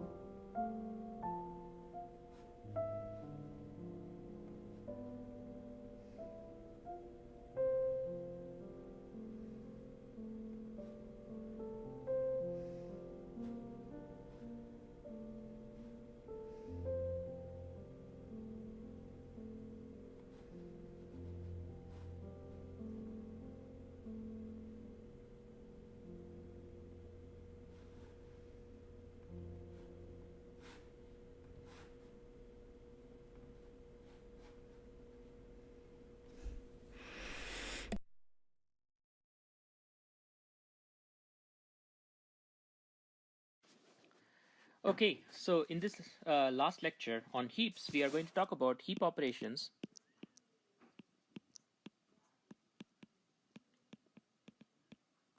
And specifically, we are going to talk about how to insert an element into the heap, how to delete an element from the heap, how to quote-unquote heapify any given array, and then we are going to combine these into an algorithm for sorting called heap sort, and mention a very important use of heaps called priority queues that you will study more in your data structures class. All right, let's get started. So the first operation is how to insert.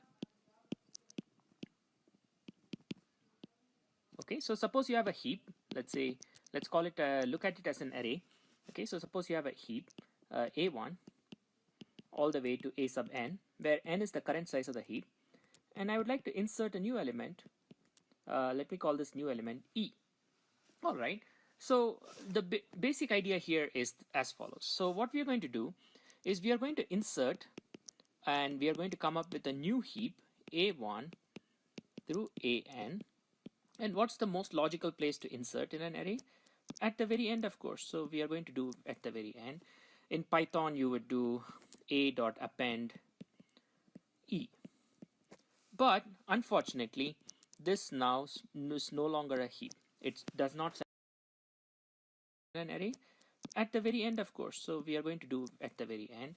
In Python, you would do a.append e. But unfortunately, this now is as follows.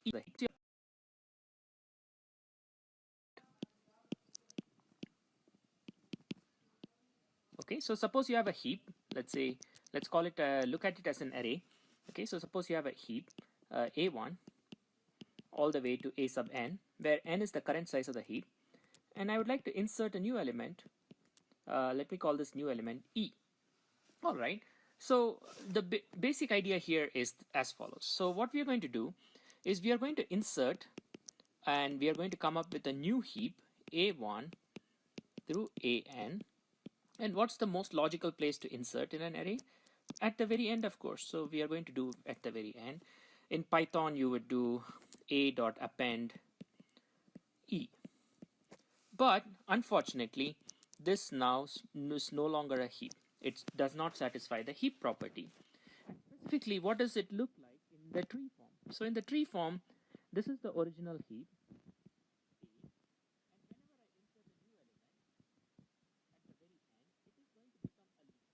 Be a leaf, all right, and because it has to be a leaf, it now need not be a heap. Okay, it need not be a heap. And specifically, the only way it's going to break is that e is going to be in the wrong relationship with its parent. All right, so as a result, e needs to bubble up.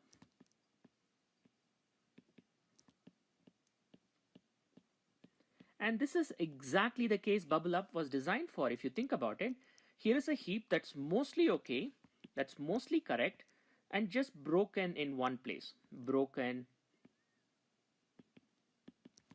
in one place. If only we could fix that. And simply bubble up has been designed for this, so we will use bubble up.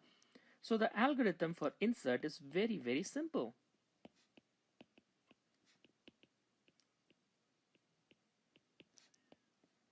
What is the algorithm? Literally 2 steps. First step, append.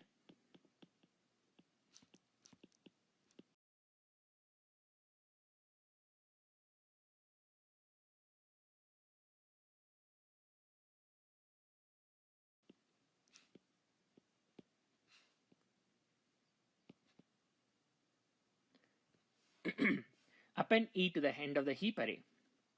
Second step, again, bubble up.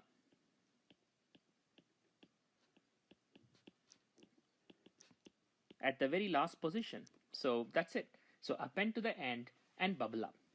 What's the complexity? Well, append to the end is just theta 1. It's constant time operation. Bubble up, we already saw, is theta log n. So the overall complexity is theta log n. This is very good complexity. All right. So inserting an element to a heap and maintaining the heap property is really simple. And I don't really need to work out an example. You've already seen how bubble up works, and insertion is just append plus bubble up. That's it. That's it. Okay, as simple as that. All right, then let's move on to the next operation, which is deletion.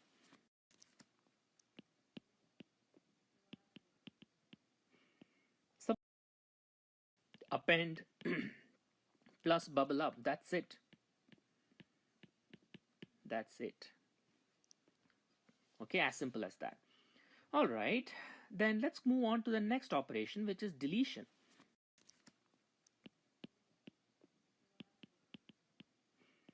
Suppose I have a heap. Let me say a sub 1, a sub j, a sub n, and let's say I want to delete the jth element. Okay. Now, one of the problems in deleting in an array is I cannot delete in the middle. If I delete it in the middle, then there's going to be a hole. Okay, so if I delete it in the middle, there's going to be a hole, and I don't know how to fill up the hole. On the other hand, I can always delete an array at the end. If I delete an array at the end, I simply readjust the size. So delete at end is very simple. Readjust the size of the array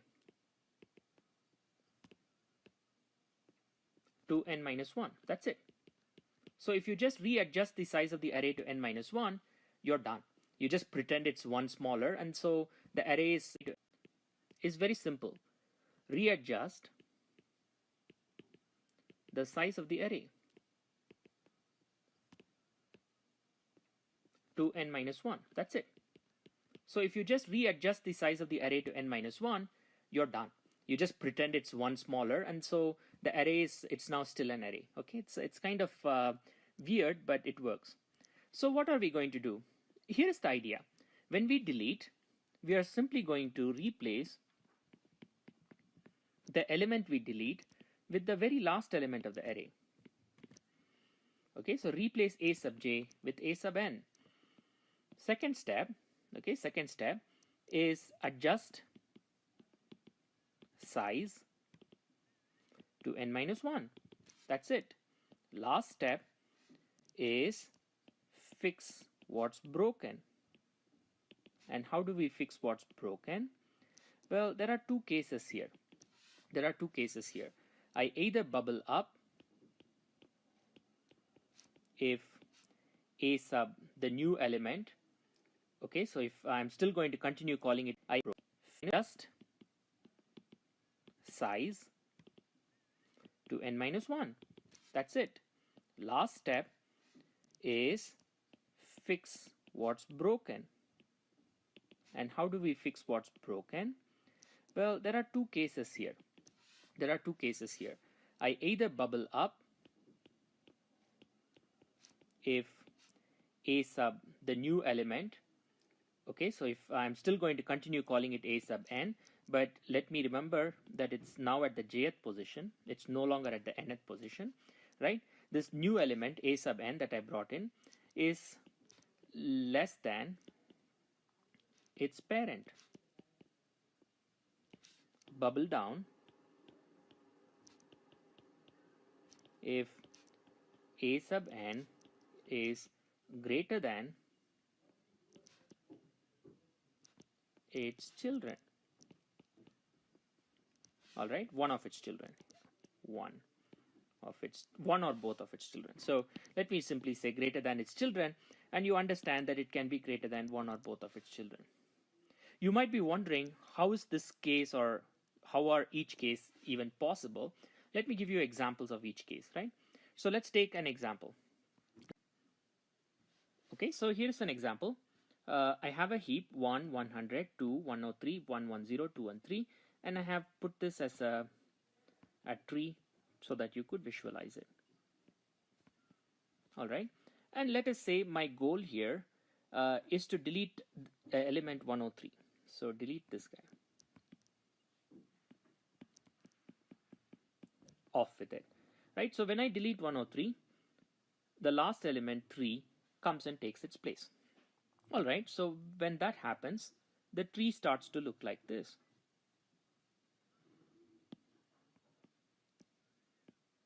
Okay, so suddenly 3 is in the place where 103 used to be before. So now 3 needs to bubble up. Okay, so even though in an array it looks different, when you view it as a tree, you see it. To fix it, you may need to bubble up. Let me give you an example where you may need to bubble down, right? So what's an example where you may need to bubble down? Okay, so here's the example. I have the heap as an array and as a tree. All right, and let me delete the very root. So let me delete the root. So when I delete the root, then 110 comes up here. So the new heap temporarily becomes, now it's no longer a heap because it's no longer satisfying the min heap property. So it becomes this, and so broken, so bubble down. So we've seen two examples where the new element that comes in, the AN that is replacing, may need to bubble up. We saw an example of that. It may need to bubble down. But interesting.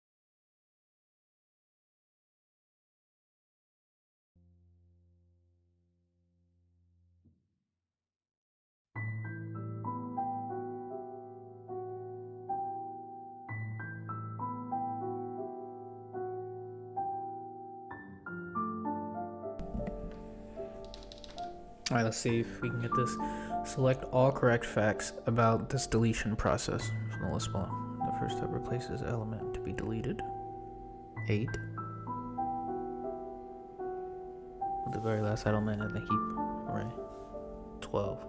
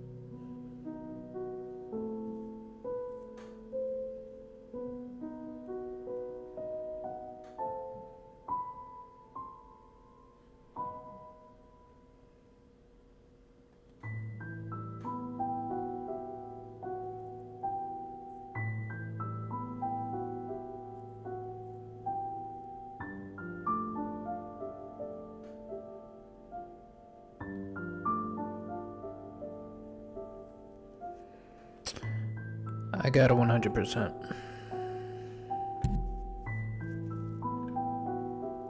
No way. I actually thought I had 100%. I know I got all these right. Yeah. Oh, there's another one that I got. Deletion of an element in the heap within elements requires. Oh, I actually don't know. I didn't get to this part yet. It probably is this. I actually didn't get to this part yet.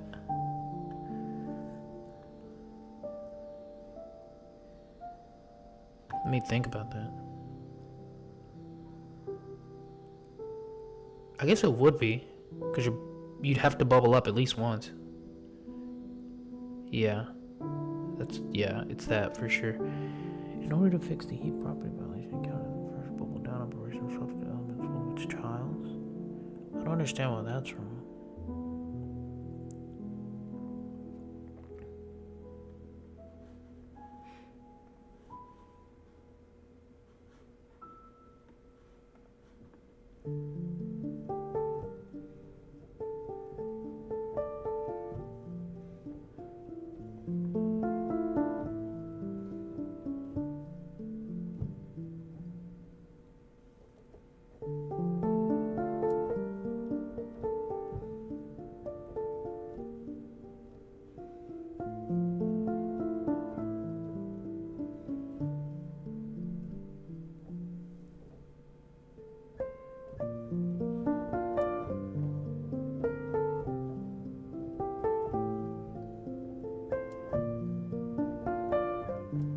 In order to fix a heap property violation, during insertion, we perform a bubble up operation, which swaps the new element and its parent element. Yeah, they can't both be true. It has to be one or the other. So there's one other one here that's correct. First step is place a new element at the beginning. No. First step is place a new element at the end of the array. True. Fix the heap property violation. So it's this. This.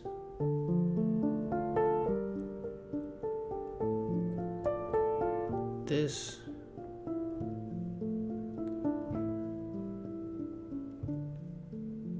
this?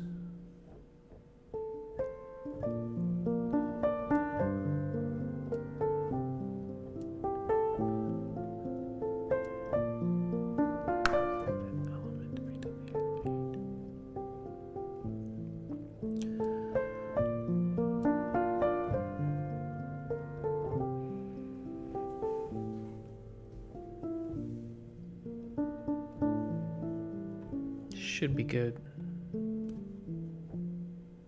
What the heck?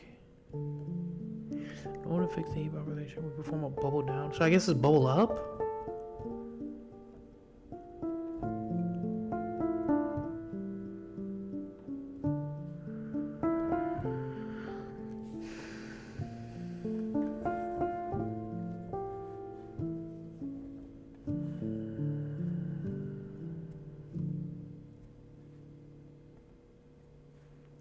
One more, guys. One more.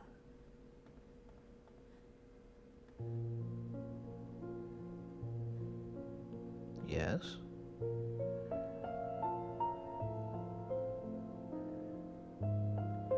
Yes.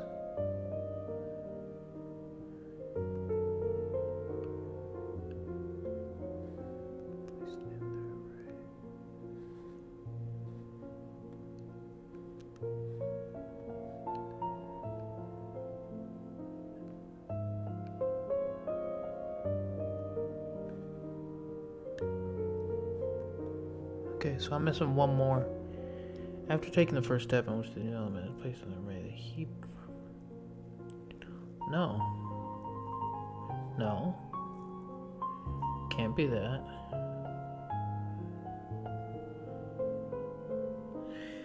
This isn't true, though. But yet it's saying I'm missing. Oh, okay. I was about to say.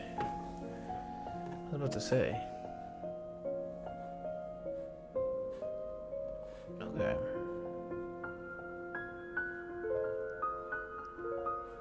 Heapify? Oh, okay. Heapify, I haven't learned this yet. I think I'm about to, though. In here, right? Interestingly enough, it needs to do only one of the two. Okay.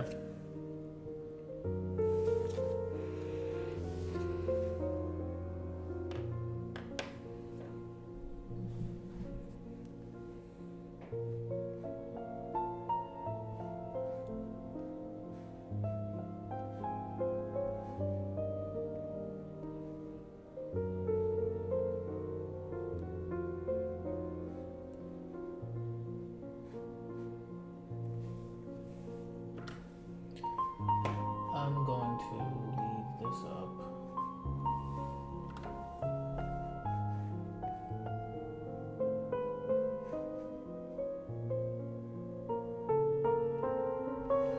I'm going to do a little practice.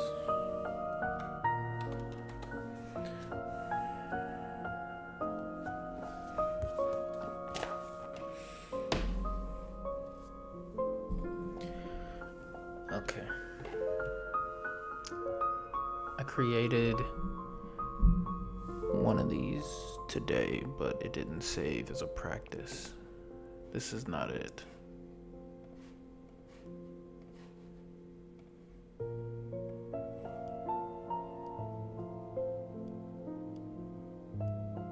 This is not it either.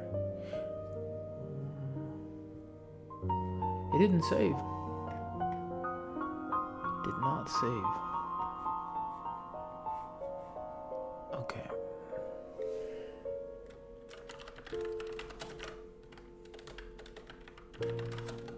I'm just gonna call it programming practice.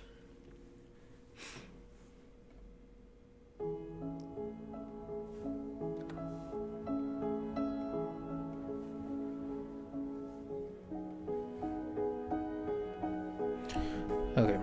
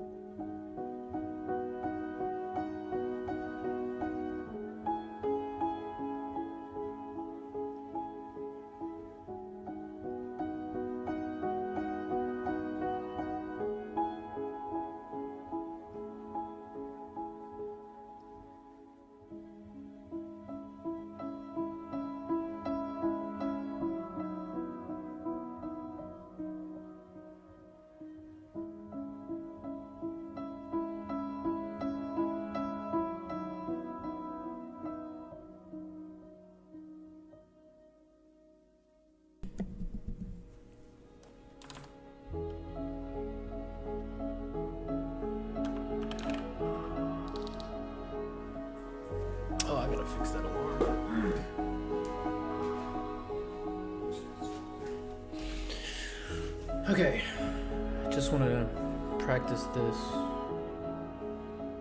No, that's too bright. Just want to practice an insertion sort algorithm one more time. I pretty much got this mastered.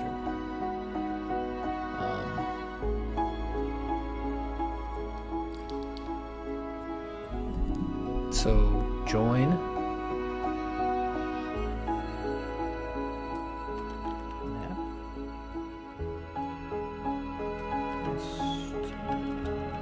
T.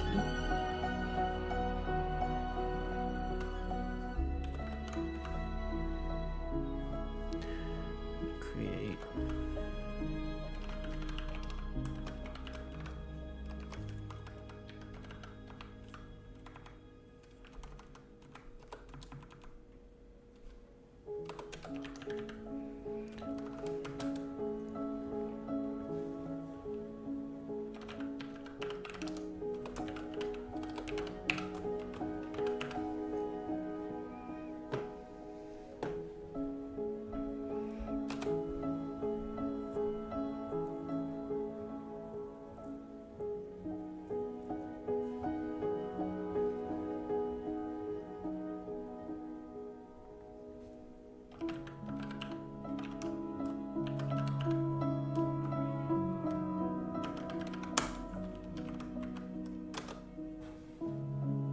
Okay, so we have an empty list.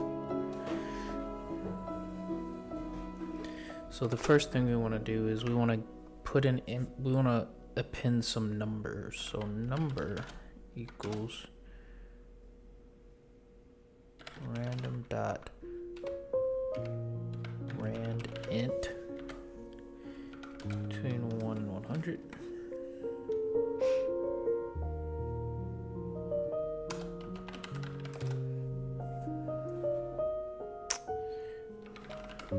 Just want to see a number here. 61 is our first number, and then it should just give me random numbers. 27, 61. That was interesting. It gave me the same number twice. Okay, 10. Okay, so I want to take that number now and append it to the list.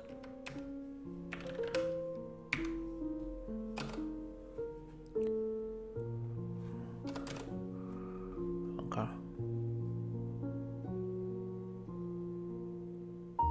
This is before list is defined.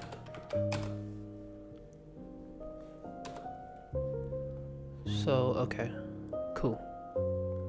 And now I want to do that 10 times.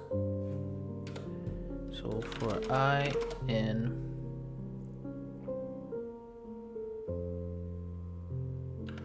range 1 to 10,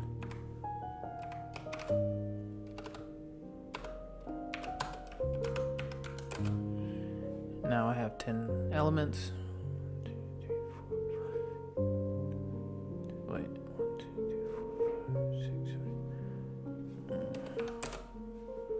There. 1, 2, 3, 4, 5, 6, 7, 8, 9, 10. Okay.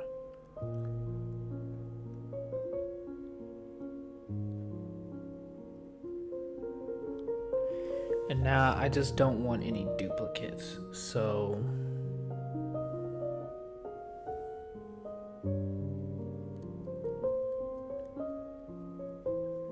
number append while I think I want to do like while number not in, while number is in LST.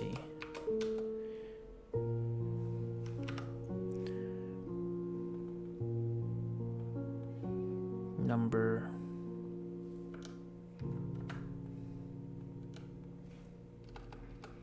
dumb.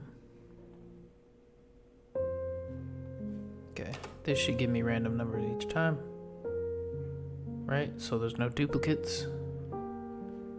Cool. And now can make that a function here. Add numbers.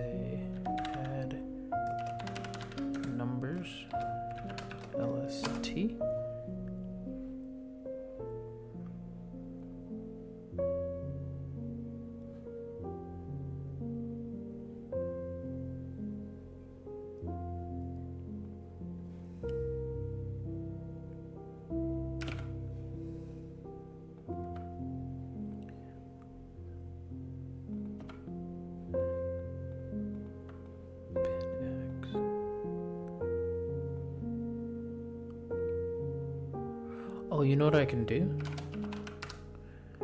I can just do number, append X, and do, I mean, I'm making it a little bit more complicated than I need to, but random. I can do this. Just pass number here as our value X.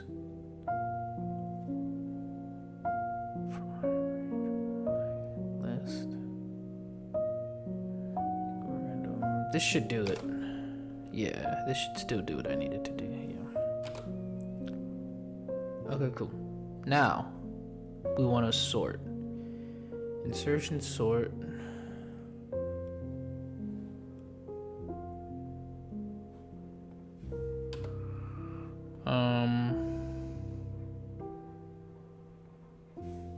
This is the magic, right?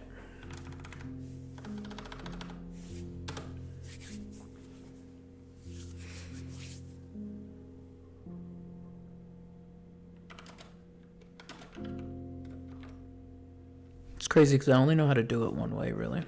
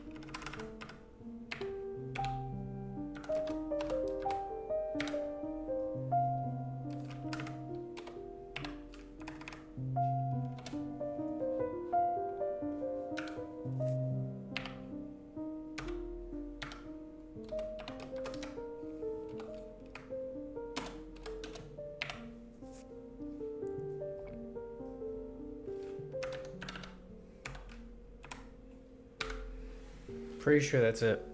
Right there.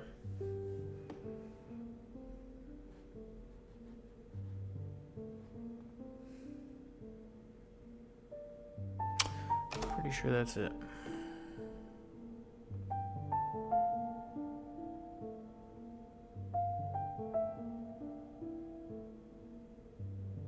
Int object does not support item assignment.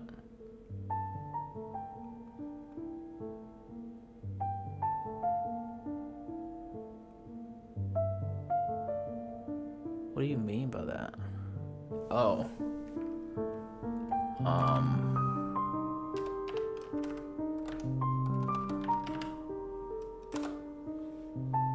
I did the same thing here. That's embarrassing. There we go. Yeah. That's it. That's it. Cool. You know to do it every time.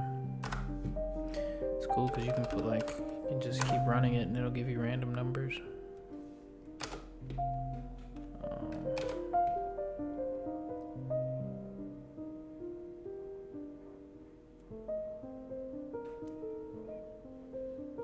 Cool. Save a copy and drive.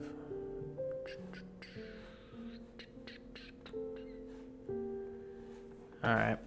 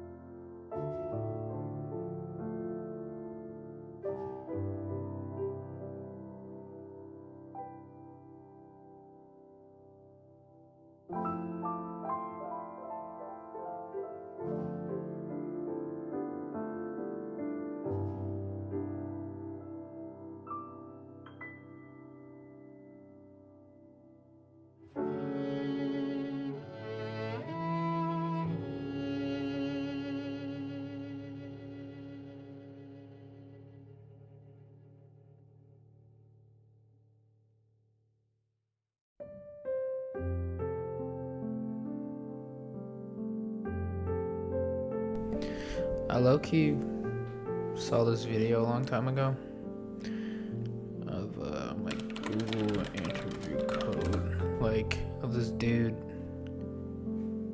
getting interviewed, and I think he was doing hash tables. I think, or he was probably doing something. Mock interview Google coding.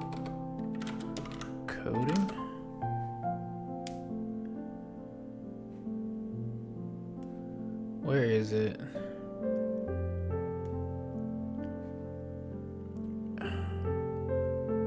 Maybe it wasn't Google. Maybe it was like.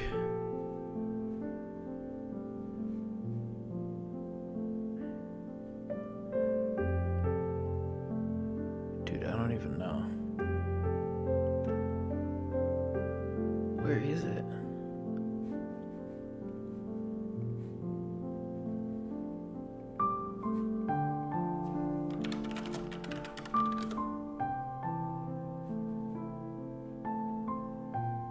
Here it is.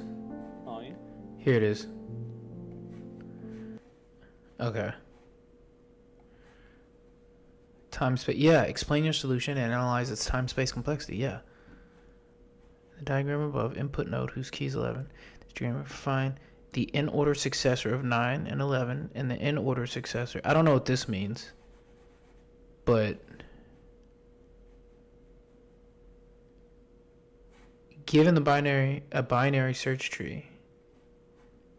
Yeah, it was binary search, so it wasn't a heap question. It was binary search.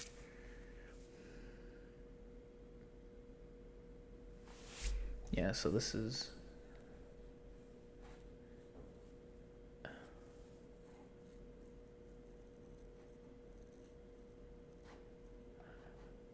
hold on.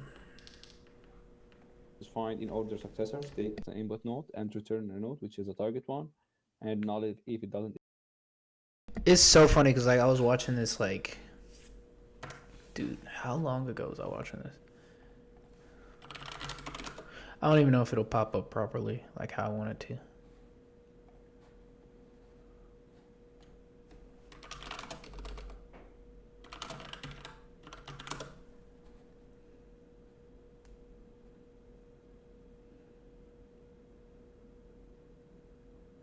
Yeah, I don't think it even pops up anymore. Dang, I can't even see it. Oh, I couldn't see it before anyway, but I might have been watching this like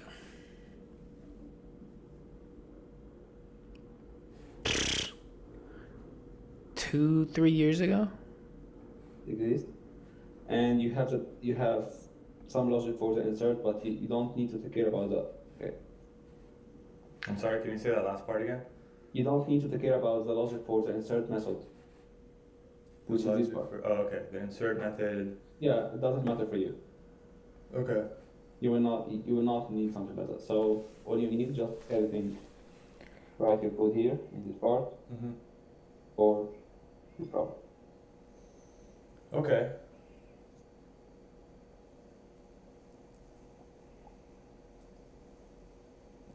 And then, so the input isn't necessarily the root. It can be any node in the tree. It could be any node. Something like the tree example on the left. Okay. Yeah. If I given you something like 9, Mm-hmm. okay.